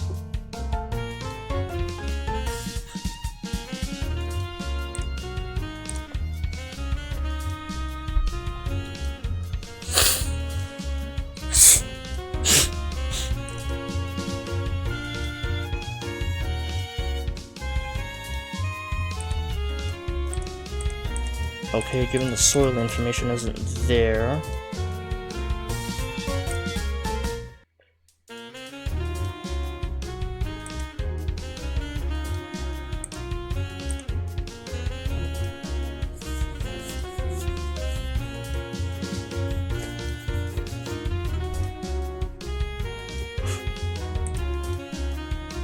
Yeah. Yes, the uniqueness of this village lies in its strict curfew.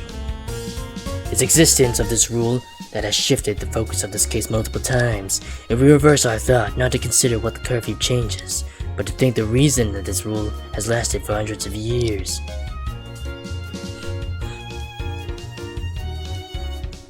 To drive away the night.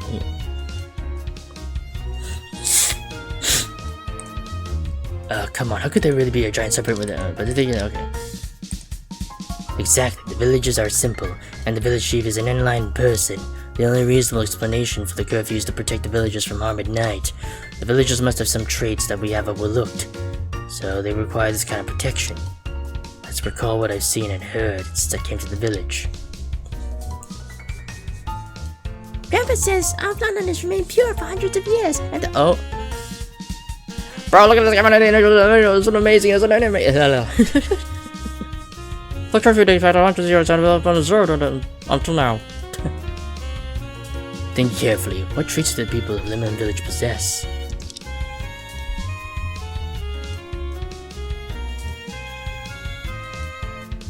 Village camera, amazing. Curfew date. What traits do the people of Lemon Village possess?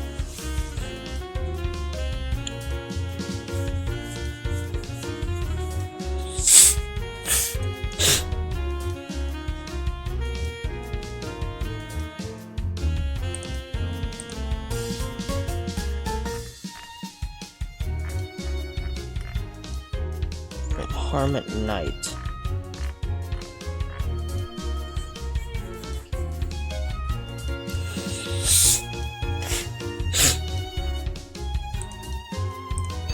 Of course, the Lemon Village has almost no external population, and women who marry outside the village never return.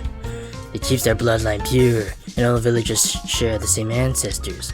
Hold on, I remember the victim brought expensive medicine and sold it to villagers for 100,000 per bottle. Concerning the interconnected bloodlines among the villagers, if this medicine is not just a regular health product, I understand now. The reason the villagers need protection from the curfew is this. Wolfgang Holyfield, you were right. The Night Demon does exist, and we haven't been able to uncover its true identity. The key to this case is hidden under this most conspicuous village rule, and the most bizarre legend. The final answer is about to emerge. What is the true identity of the Night Demon lurking in Lemon Village? Watch leader Night Demon. The Night Demon is Lemon Tea, Supermoon, Watch, Camera, Notice, Weather.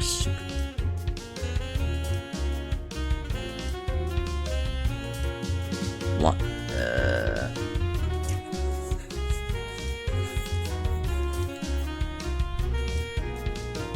Weather report, notice, supermoon.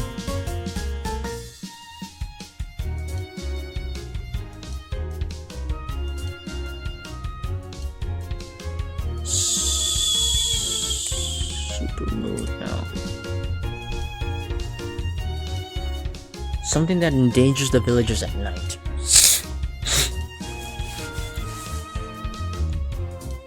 Supermoon, weather, camera, notice board, T. No, it's not the T. It's not the T, obviously.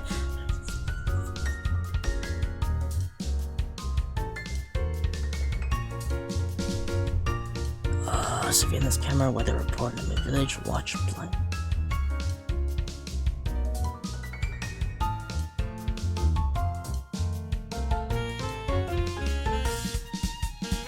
Something blindness.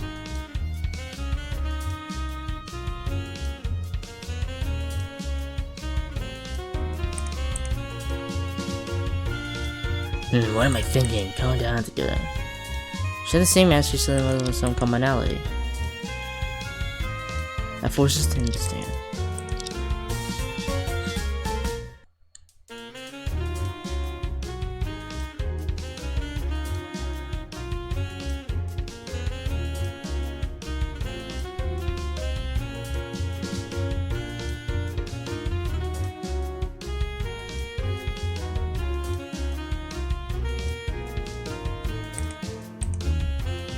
Lemon blindness? The true identity of the... Wait, weather blindness? I don't know. I'm just guessing at this point.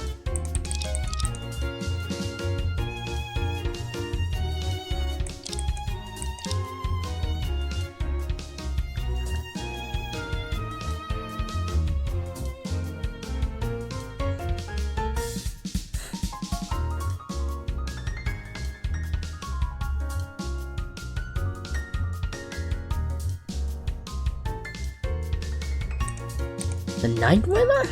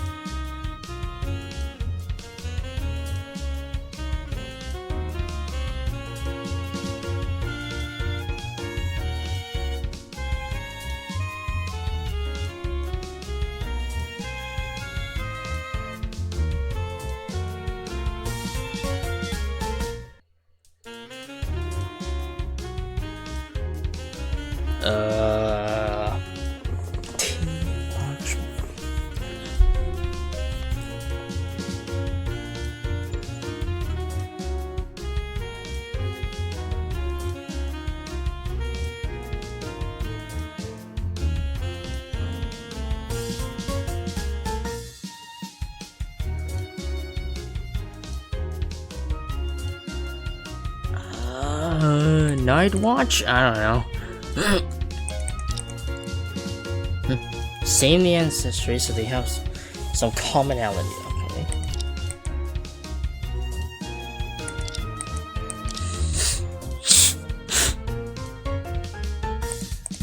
Night blindness? Oh, it is night blindness. Oh, okay. That was a lot simpler than I thought. The pitch black window, the vanished moon, the century-old curfew rule. Everything can be explained now. The true identity of the night demon is actually a hereditary congenital disease that has been passed down for centuries. All the truths are coming together right now. Okay, so night blindness is a thing, okay. Dr. Vincent, if I'm correct. It is the counter-argument presented by the prosecution that exposes you. The curfew in Lemon Village was established by their ancestors to protect the villagers from the night demon. But what is the true identity of this night demon? You're not suggesting that there really is a winged serpent in the village, are you? Of course not. The true form of the night demon has always been hidden in the blood flowing through the villagers. It is none other than the congenital night blindness that causes the villagers to lose their village The village? It is none other than the congenital night blindness that causes the villagers to lose their vision every night. What? Order! Order! Defense! What do you mean? Whether my deduction aligns with the facts, just look at the witness's face. In this way, what Alter Lemon saw as pitch black actually became the appearance of a normal night in his eyes. And the only person in the entire village who knows the truth about the curfew and can manipulate it to fabricate an alibi is you, the witness, who studied abroad and has sufficient medical knowledge. How dare you! Your Honor, as long as the villagers present undergo a physical examination, the truth can be revealed immediately. I never expected the Lemon Village would hide such a secret. Prosecutor Ray, please arrange the physical examinations as soon as possible. No need. What?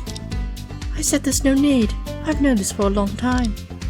Upon taking the case, I found the village peculiar and discreetly arranged physical examinations of the villagers. The results show that all the villagers of Lemon Village, including all the witnesses testifying today, suffer from ZBL-type congenital night blindness, which is much more severe than common night blindness caused by a lack of vitamins. Patients have poor sensitivity to light in dark environments and will totally lose their vision in dark or low light conditions. What? If you knew it all along, why didn't you say it sooner? Prosecution, your behavior may be suspected of concealing evidence. Why do you think the ancestors of Lemon Village have kept this secret for generations? This evidence has always been the one I least want to submit. Your Honor, please continue to listen to this trial a bit longer, and you'll know whether I have violated any rules. Is that so? But in any case, the prosecution's claim that Alter Lemon could not perceive the pitch black window as nighttime is no longer valid. Yes. In that case, the witness's fabrication of the alibi has become a fact. Witness, do you have anything else to say? Given the circumstances, the court can only launch an emergency investigation. Ridiculous. Oh damn. He crushed those vials with his bare hands. I never expected to be pushed this far by you. What is done by night appears by day. Dr. Vincent, given the current situation, you better disclose everything you know. I've already said everything I should. Trying to convict me seems a bit too hasty. What? I had an agreement with the prosecutor, and I was trying to avoid mentioning it in court, but you blew it. So they had already discussed this beforehand. No wonder their attitudes were so subtle just now. Since you exposed the secret of Lemon Village, you should understand that I could never be the culprit in this case. Huh? Witness, do you have anything to say? Yes, There are still significant loopholes in the argument of this bombastic lawyer. As expected, this guy still left himself some room. Your Honor, the prosecution believes that it's necessary to hear the witness's statement. I see. Time is running out for today. This will be the final testimony in this trial. I hope both sides make good use of the time and the opportunity. Witness, please proceed with your testimony. He's gonna say, oh, I can't see at night. But then I'm like, haha, night vision glasses. You're right. All villagers suffer from night blindness, and the village chief and I are the only ones aware of it. The curfew is likely set by our ancestors to protect the villagers from harm. Concealing this information is to prevent our simple-hearted fellow villagers from panic. As for me, I also have this rare ZBL-type congenital night blindness. I'm unable to see anything at night, and how could I possibly commit a crime outside the village during the night? Thanks to you, the secret is now exposed. Are you happy now? I mean, actually no, the witnesses from the village would also hear about it. Never mind. I was about to say, oh yeah, but I mean, we'll only talk about it. We'll only keep it in the courtroom. And oh wait, no, Alter and Annie are here. So, oh well. So the true identity of the night demon in the Lemon Village turns out to be a hereditary disease. But Prosecutor Ray, if you're already aware of this information, why didn't you present it during the trial? Even though revealing it would completely pin down the defendant's charges, I have a minimum bottom line in my heart. According to the law, hereditary medical history belongs to personal privacy. Managing the village-wide illness demands extra care. The prosecution believes that this court has an obligation to protect this information to the maximum extent. I see. It's deemed inappropriate to disclose such matters in open court. The court won't pursue the matter of this prosecution hiding evidence. I didn't expect Prosecutor Ray to have such a tender side. Hey, this has always been tender. Mr. Drake, there are still many villagers in the audience of this court. Even so, do you still want to continue questioning? Fuck yeah, I do, bitch. The defense is prepared to bear the consequences. Questioning each testimony is the lawyer's right. Understood. Please? Understood. Please proceed.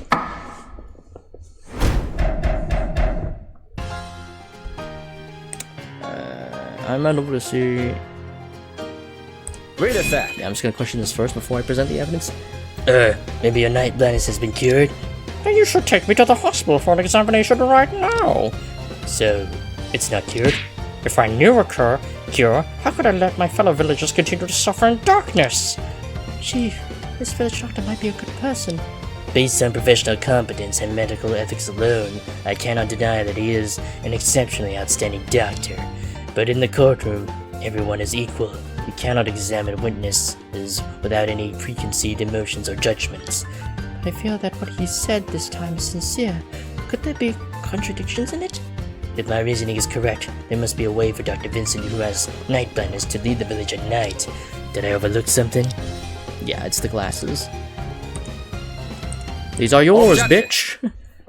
At this point, stop struggling in vain. You were wearing this broken pair of sunglasses found at the scene, right? Today, Prosecutor Ray has provided us with the identification result. This is a pair of night vision goggles. With it, even you can freely move around at night. Objection! You can't just connect the evidence like that. There's no way you're getting away with this trick. Are you suggesting that this village doctor committed a crime wearing night vision goggles? Too many loopholes in this hypothesis.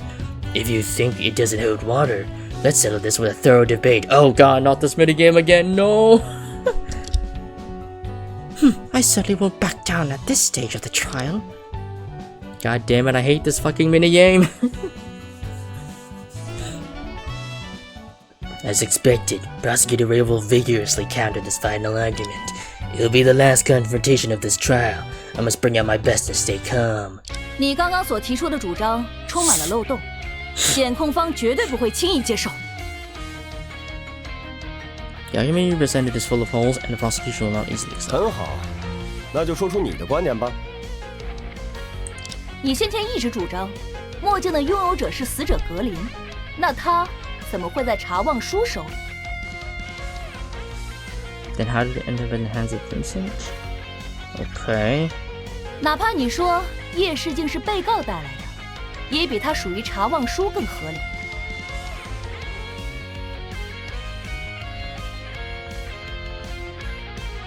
被告可能是将夜视镜放在包内，并在打斗过程中掉出，才落下断崖。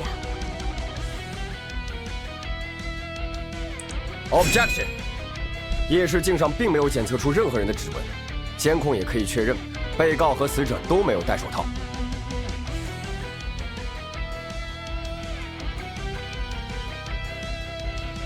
Objection！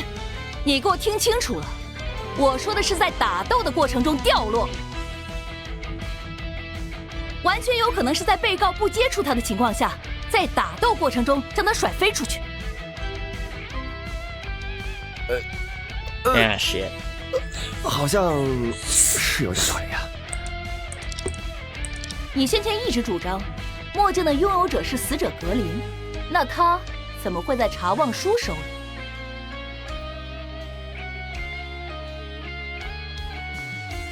Objection！ 我们已经知道，这件物品来自于黑市，任何人是它的持有者也并不。 Objection！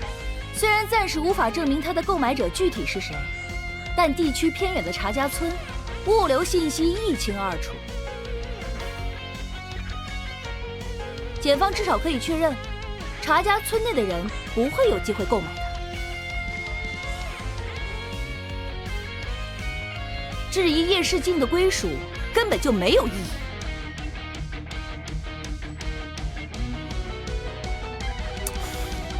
的确如此。你先前一直主张，哪怕你说夜视镜是被告带来的，也比他属于查望书更合理。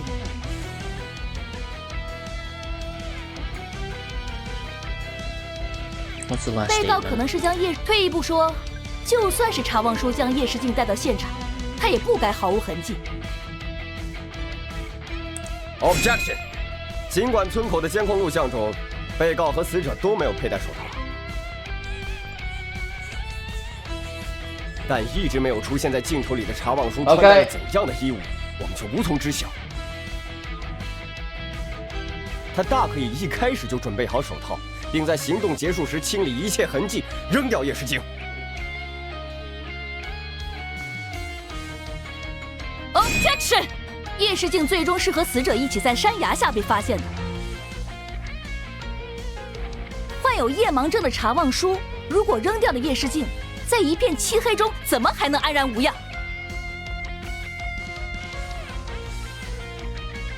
Objection！ 他为了避开摄像头，已经决定了彻夜不归。他完全可以等到天亮再处理这一切。 而且，就算他失去了夜视镜，只要找 He 地 could 方 have 静静 just 等候， sat 就算 still. 没有视觉又有什么关系？ Yeah. Yeah, you could have just sat still and just wait. They'd be like, there we go. 就算如你所说，也仍然有一个问题没有被解决。 Prosecutor Rui's next counterattack is about to begin. Focusing, be ready. I probably need to see any evidence, but yeah, I can memorize all this.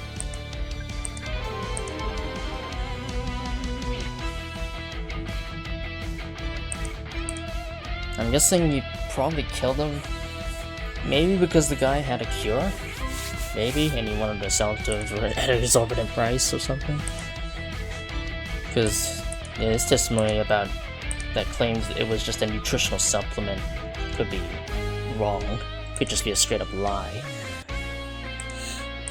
夜视镜是格林的所有物，他准备这件物品的理由本身就不明确。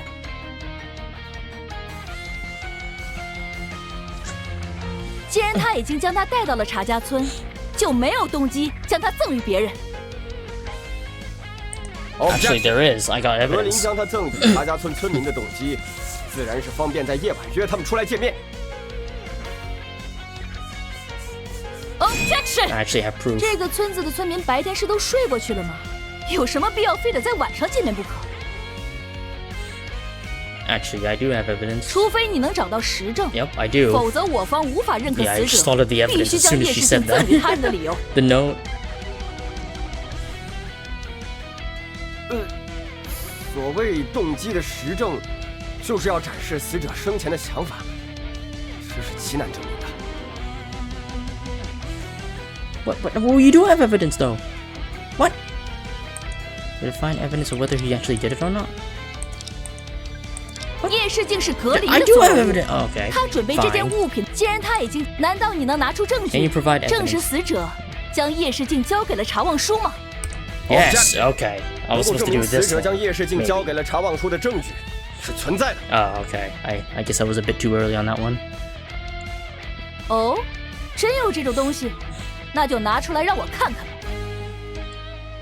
Yep. 很好，终于到了这一刻了。能够证明死者将叶世静交给查望书的证据，就是 The fucking Take note, this. bitch. 请看这张字条，上面明确写出了 Objection！你傻了吗？警方发现这张字条的地点是在被告的房间，这和这位证人有什么关系？ objection。 It was planted there, bitch. 这张字条实际上是死者在生前留给查望书的。至于他为什么会出现在被告房 Yeah, 间 you，could have just planted there. 很好解释。 Yeah, you could just shove the note in the back. 案发之后，查望书只要偷偷将字条放进去就可以了。 Objection！哼，如此信口雌黄，难道你有什么根据吗？ objection， 我敢这样说，当然是因为已经找到了根据。这张字条到底是给谁的？看看内容就知道了。 Yeah.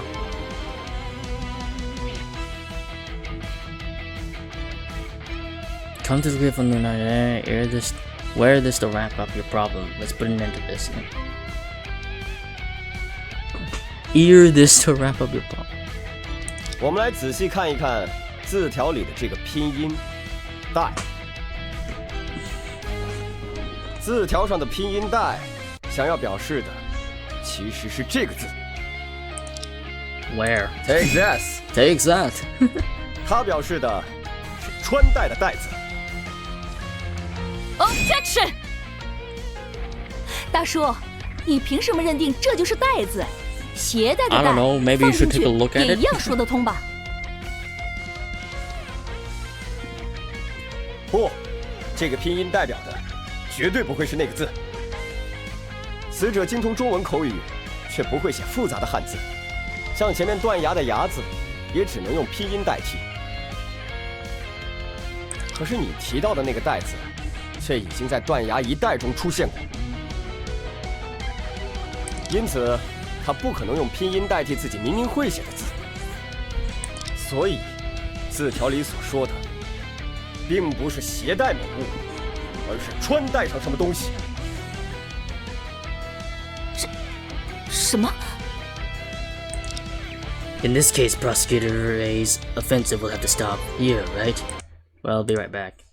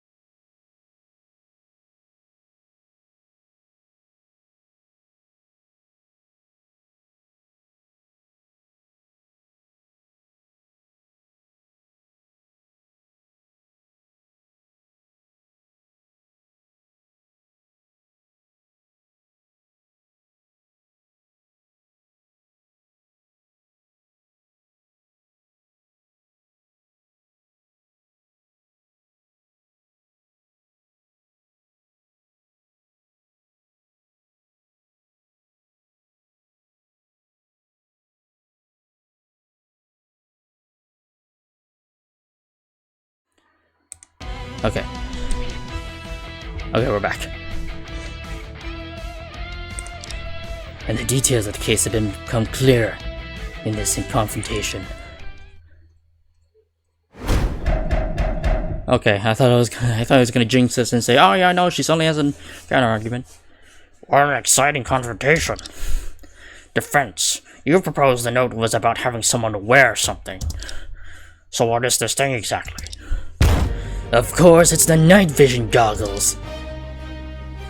The victim already knew that Dr. Vincent suffered from night blindness, so he specially prepared a solution. The defendant has normal eyesight. There was no reason for the victim to give him night vision goggles. God, it's indeed utterly rude. Order! Order! That is to say, the victim knew about the hereditary night blindness of Lemon Village. Yes, the witness has already stated that the victim's purpose in coming to Lemon Village was to sell medicine. Although the witness claims that it's just some ineffective nutritional supplements. If I'm not mistaken, it should be a cure for ZBL type night blindness, right? The victim already knew that the villagers were tracked by the darkness at night, so his purpose was to extort. Objection! This speculation is baseless, and the prosecution cannot accept it. Enough! Witness? Yes, it was me. Witness, are you confessing? Yes. Oh, I'm surprised he just confessed.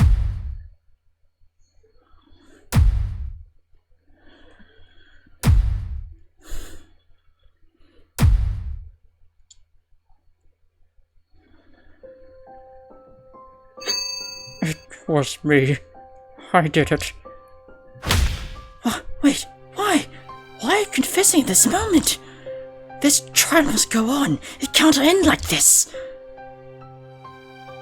As the village doctor, I've been working hard to research in order to lift the curse upon my hometown. The drug you worked so hard on, is a cure for night blindness, right? Yes. However, the arrival of that foreigner ruined everything. He offered a price of 100,000 per bottle. This is completely unreasonable, and can't even be called shameless extortion. My research has also made some progress, but I don't need the help of this outsider. But the village chief agreed. He actually never believed that my research would succeed. How could this happen? So that day, I had an argument with that foreigner. A few days later, I received a note with sunglasses attached. For a moment I thought it would be a good chance to protect the village and get rid of him. Later, as the lawyer said, I used Alter to forge an alibi. I waited in the bushes on the cliffside until midnight, until that foreigner came over. Then From the moment I harbored evil thoughts, I became guilty. I won't plead for myself anymore. Oh, okay. So in other words, I think we just kind of got lucky here. I beg your honor, sentence me to death. Only in this way I can be completely relieved. Yeah, sorry, the death penalty was like ages ago, so this ain't America. The twists and turns in this case were unexpected. The court cannot allow Dr. Vincent to self-sentence. The police will conduct another investigation, and the trial will be scheduled. This case is truly a complete tragedy. Let's hope that similar events may never happen again. Up to this point, the truth has been revealed. The defense's performance is commendable. Not at all. Your compliments are too generous. However, is it true that all the truth has been uncovered, as the judge said? Could this dedicated and righteous doctor really commit murder? Now, the court will proceed with the verdict of the defendant, Wolfgang Holyfield. Objection! Sis? Prosecutor Ray, do you have anything else to say? The prosecution believes that this witness is not the murderer in this case. The evidence chain is clearly incomplete. How can such an ending be accepted? Overruled. While I understand your sentiments, no argument can change the fact that the witness has confessed. No, I need to do something. Now the court will proceed with the verdict of the defendant Wolfgang Holyfield. Wait a sec. Wait a sec. Huh? You? Chief, what are you doing? We're about to get a not guilty verdict. Luna, a not guilty verdict is not the ultimate goal we lawyers should pursue. Huh? I remember that story you said.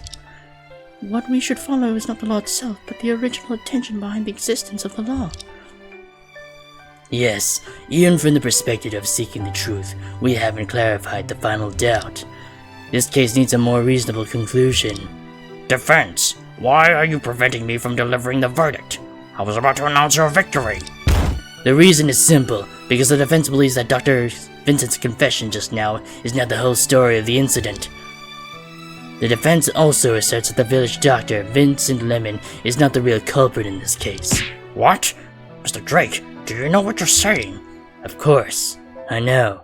The content of the commission we received was to clear the defendant of suspicion, but marking someone else bear an undeserved criminal charge is not an approach that Drake and Tom's co-law office can accept. Chief. At this point, why bother arguing for me? Tell me, you keep saying that you killed Mr. Giordano. Can you explain how you caused him to fall off the cliff? I knew you wouldn't be able to answer. One piece of evidence has explained everything. This evidence is enough to prove that Dr. Vincent is not the murderer.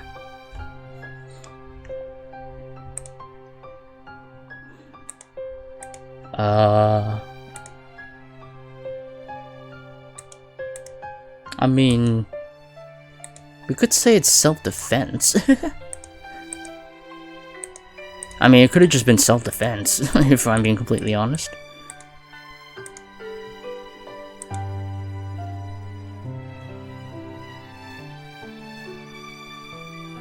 Yes, to prove that he's not the murderer.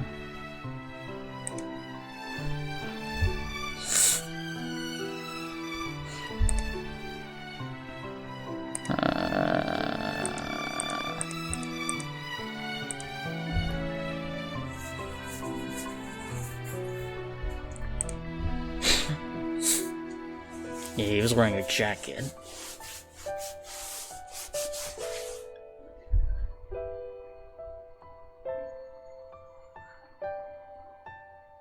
This? Take this. What? Your Honor, do you remember why this piece of cloth was left at the scene? Yeah. So we're basically just proving that it was self-defense, because we're just saying that Giordano was the one who tried to kill him after he tried to, tell him to get the fuck out of town or something. Yes, because it was cut by a sharp object and then hung on the bushes. Yes, however, Dr. Vincent was the assailant. Why would his own clothes be cut? Of course, Mr. Giordano stabbed him with a knife. Something seems off. We've been so focused on the real killer, Mr. Giordano, that we have overlooked why he wanted to meet the witness in the first place. Your Honor, the prosecution also urges you to examine the entire process of the incident. The victim left a note inviting the witness to a cliff. Not only did he choose midnight, but he also took a dagger with him. Yes, in this way, his intention was to invite Dr. Vincent to the cliff. Was obvious. That's right. The person originally planning to commit the crime at the cliff was the victim. What? Yeah, it was self-defense. Order! Order! Hey, those are my lines. Dr. Vincent, I don't know why you would burden yourself with the charge of murder. However, there's no trace of confrontation with you on the clothing of the victim. I'm afraid that after Mr. Giordano ran at you with a knife, you managed to evade, and he fell off the cliff himself, right? Indeed. That's how it happened. What? Why didn't you say it earlier? Never mind. In any case, the intent to kill did not arise in my heart, making me a guilty person. Even though I didn't know his intentions, when I hid by the cliff, all I thought about was how to kill him and end it all. However, when I wore the night vision goggles, for the first time I saw the beautiful night scenery of the Nightfall Valley. It suddenly struck me I was trying to rescue the villagers from the darkness, enabling them to enjoy the evening under moonlight. If I take a life with such dirty means, how can I consider myself a doctor and continue to save lives? So I completely dispelled the thought of murder and planned to reconcile with that foreigner. But man proposes, God disposes.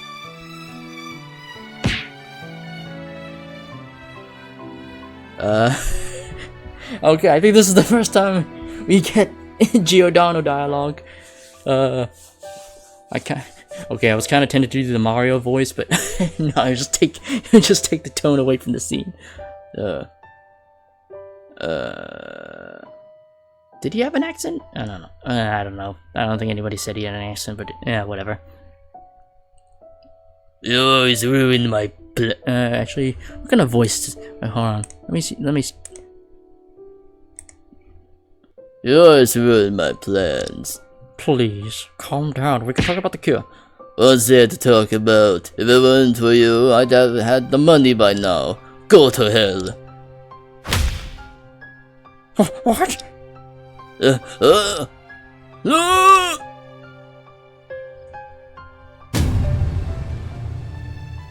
I dodged out of my instinct, but I didn't expect him to.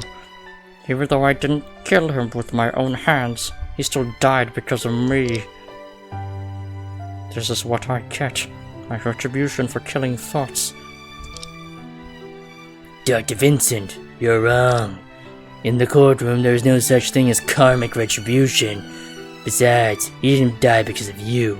It was his own fault. Bitch tried to pull a fucking knife and stab you. What do you mean it's your fault? If the witness's account is true, even if he did push the victim off the cliff, there is a high probability of being considered as justifiable defense. If you simply dodged the attack, this incident would likely be categorized as accidental death. What? 法律并不是惩戒恶徒的冰冷条文，对于像你这样心存善念的人，他同样会予以回报。查医生，你最热爱的村民们还在等着你去挽救呢。只为了你自己的执念，就去承担这个莫须有的罪名，真的好吗？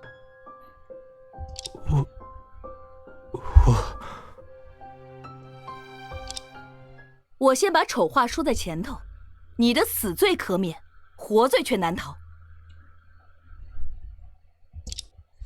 把死者的字条塞进被告房间，可是有诬告构陷罪的嫌疑。Oh yeah, he did do that. So, oh yeah, yeah, that's a very good point. So he's still gonna get arrested for something. 怎么这样？如果他被判了刑，不就没法继续研究了？ Indeed, this issue must be resolved. Let me think. Got it. 把字条塞进被告的房间，雷姐，这话可不能乱说。你搞什么？这可是之前你自己说的。龙叔，你傻了吗？那个字条当然是查望书塞进去的吧。Phew. I hope what I do next can convey the will of the law office to Luna. 喂，小子，这个医生的为人，你觉得怎么样？啥？问我？这还用说？放弃荣华富贵，以一己之力挑起这么重的任务，被指出错误，还敢于承担。哦，这正是孤高之狼的品质啊！那你觉得这样的人应该被关进监狱吗？当然不该了。我要是在这儿说了算的话，连奖励他还都来不及呢。这样就好。那么，麻烦你给大家解释解释，这个字条是怎么回事呢？这个字条，对呀，我想起来了，这是老子上月回来的时候在地上捡的。你这医生，平时脑子不是挺好使的，怎么把这么重要的东西到处乱丢啊 He really is coming for him. 什么？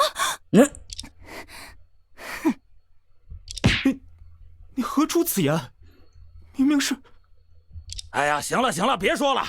你要是条真汉子，就赶紧把药研发出来，我还等着拉红颜妹子去赏月呢，听到没？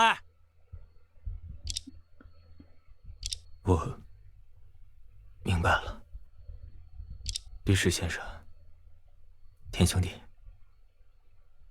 法庭的诸位，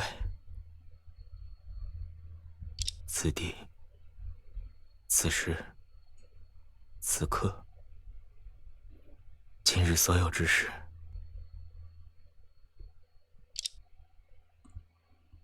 我定会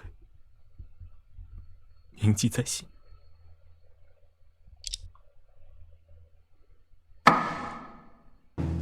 After 2 days of trial, the truth of this case has finally come to light.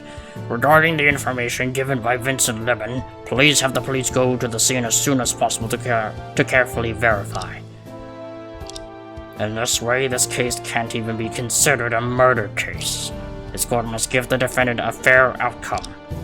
Now, I'll announce the verdict for the let me try it again. Now, I will announce the verdict for the defendant Wolfgang Holyfield. Not guilty, let's go! Let the confetti fly! Oh wait, there's no confetti. I forgot this is an Ace Attorney. This is Trials of Innocence. They don't have confetti. August 22nd, 12:50 p.m. Defendant alone on 3. Okay. Chief, we did it. Oh, what a case. I initially thought it was a case we could easily win, but who knew there would be so many twists? Yes, there were times when I thought you were about to desist. Well, to tell you the truth, I feel the same. I'm going to talk to her for a bit. Catch up with you later. Winning might be more terrifying. I'll be punched into a wall by her. Oh! Huh? You're here. Once the formalities are done, you can go home, right? Absolutely, boss. You were truly impressive today. Thank you so much. No problem. Glad you're okay. You not only saved my life, but also cleverly cleared the doctor of the crime. It's so touching. If you need me in the future, please don't hesitate to ask. Huh. Maybe I should ask him to be my bodyguard, to shield me from Prosecutor Ray's fists. But then again, I did not expect that this night demon turned out to be night blindness. Yeah, I only realized it in court, and what you said during the recess also gave me some inspiration. Ah, is that so? Then I'm truly honored. But you know, now that the villagers know the truth, I wonder how life would change for them. Right. I haven't had the chance to think about that. I'm going to see Eddie. See you later. Mr. Drake, you're really cool. Don't pop out like that. I knew you could turn the tide. You must sign my spiky-head, sky-pointing poster later. I have no idea what he's talking about. Totally not Phoenix Wright. Well, about the revelations in today's court. Huh? What? Oh, you mean the night blindness. Yeah, I was surprised at first, but it doesn't seem to make a big difference, right? I just need to avoid going out at night like before. Oh, well, for him, it's just another reason to stay home. Yeah, that's true.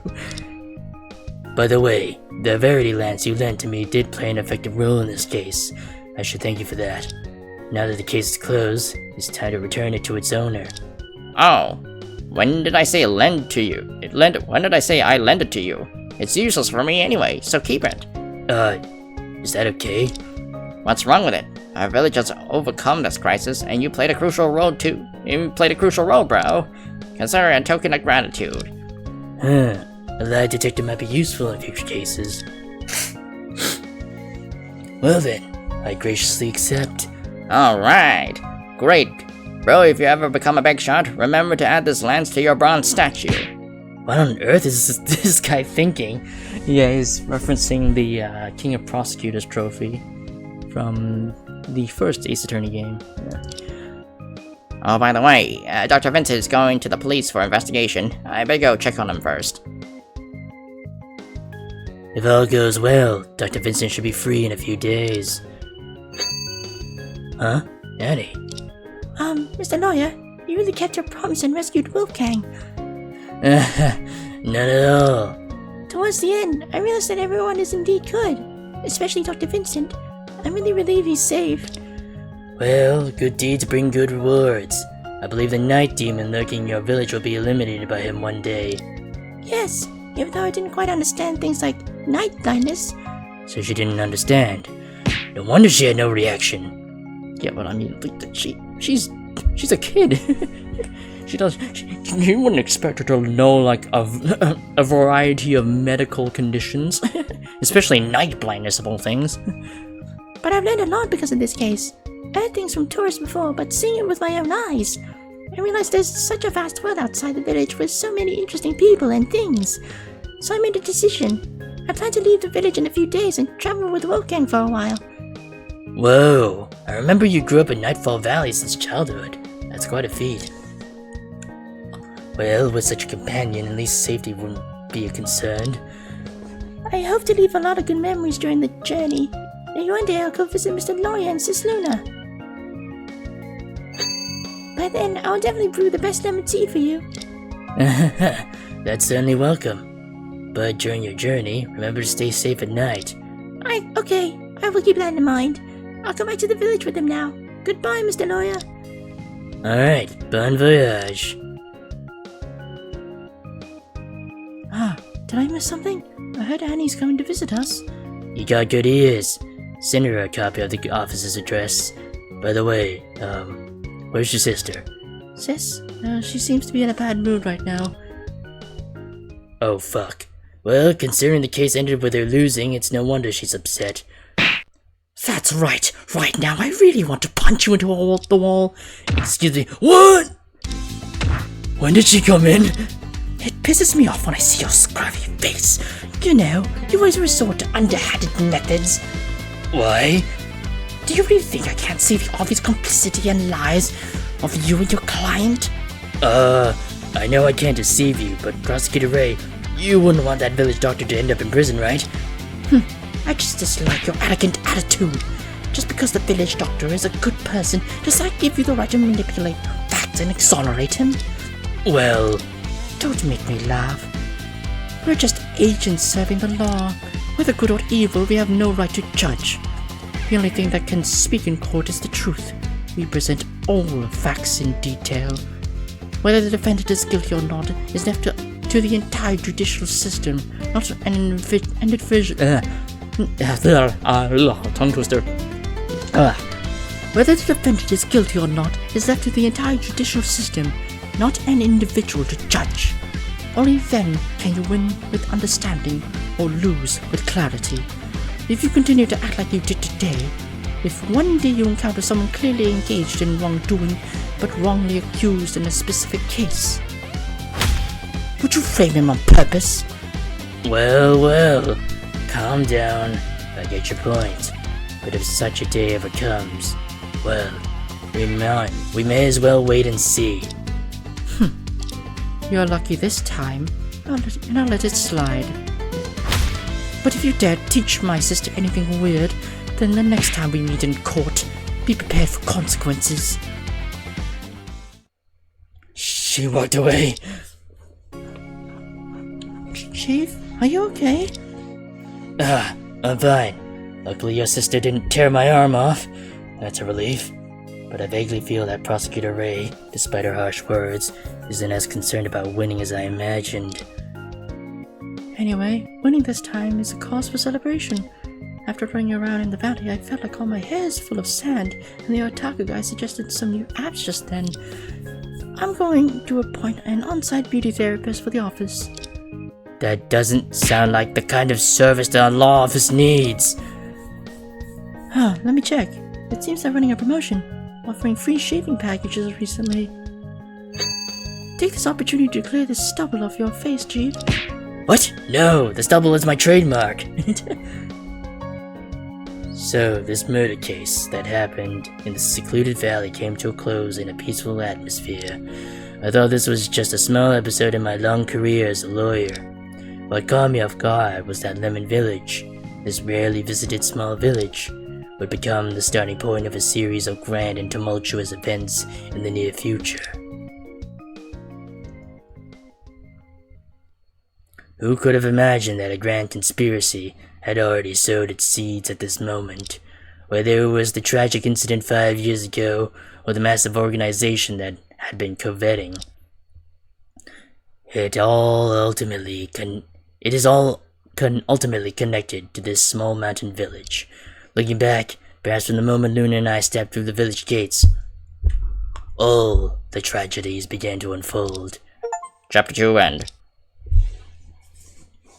I'm guessing it has something to do with Giordano.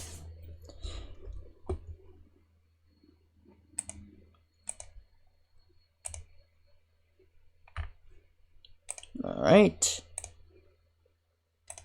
And we'll end it here. Well, that was a rather satisfying conclusion to the case. But yeah, I'll be ending it here, and farewell for now.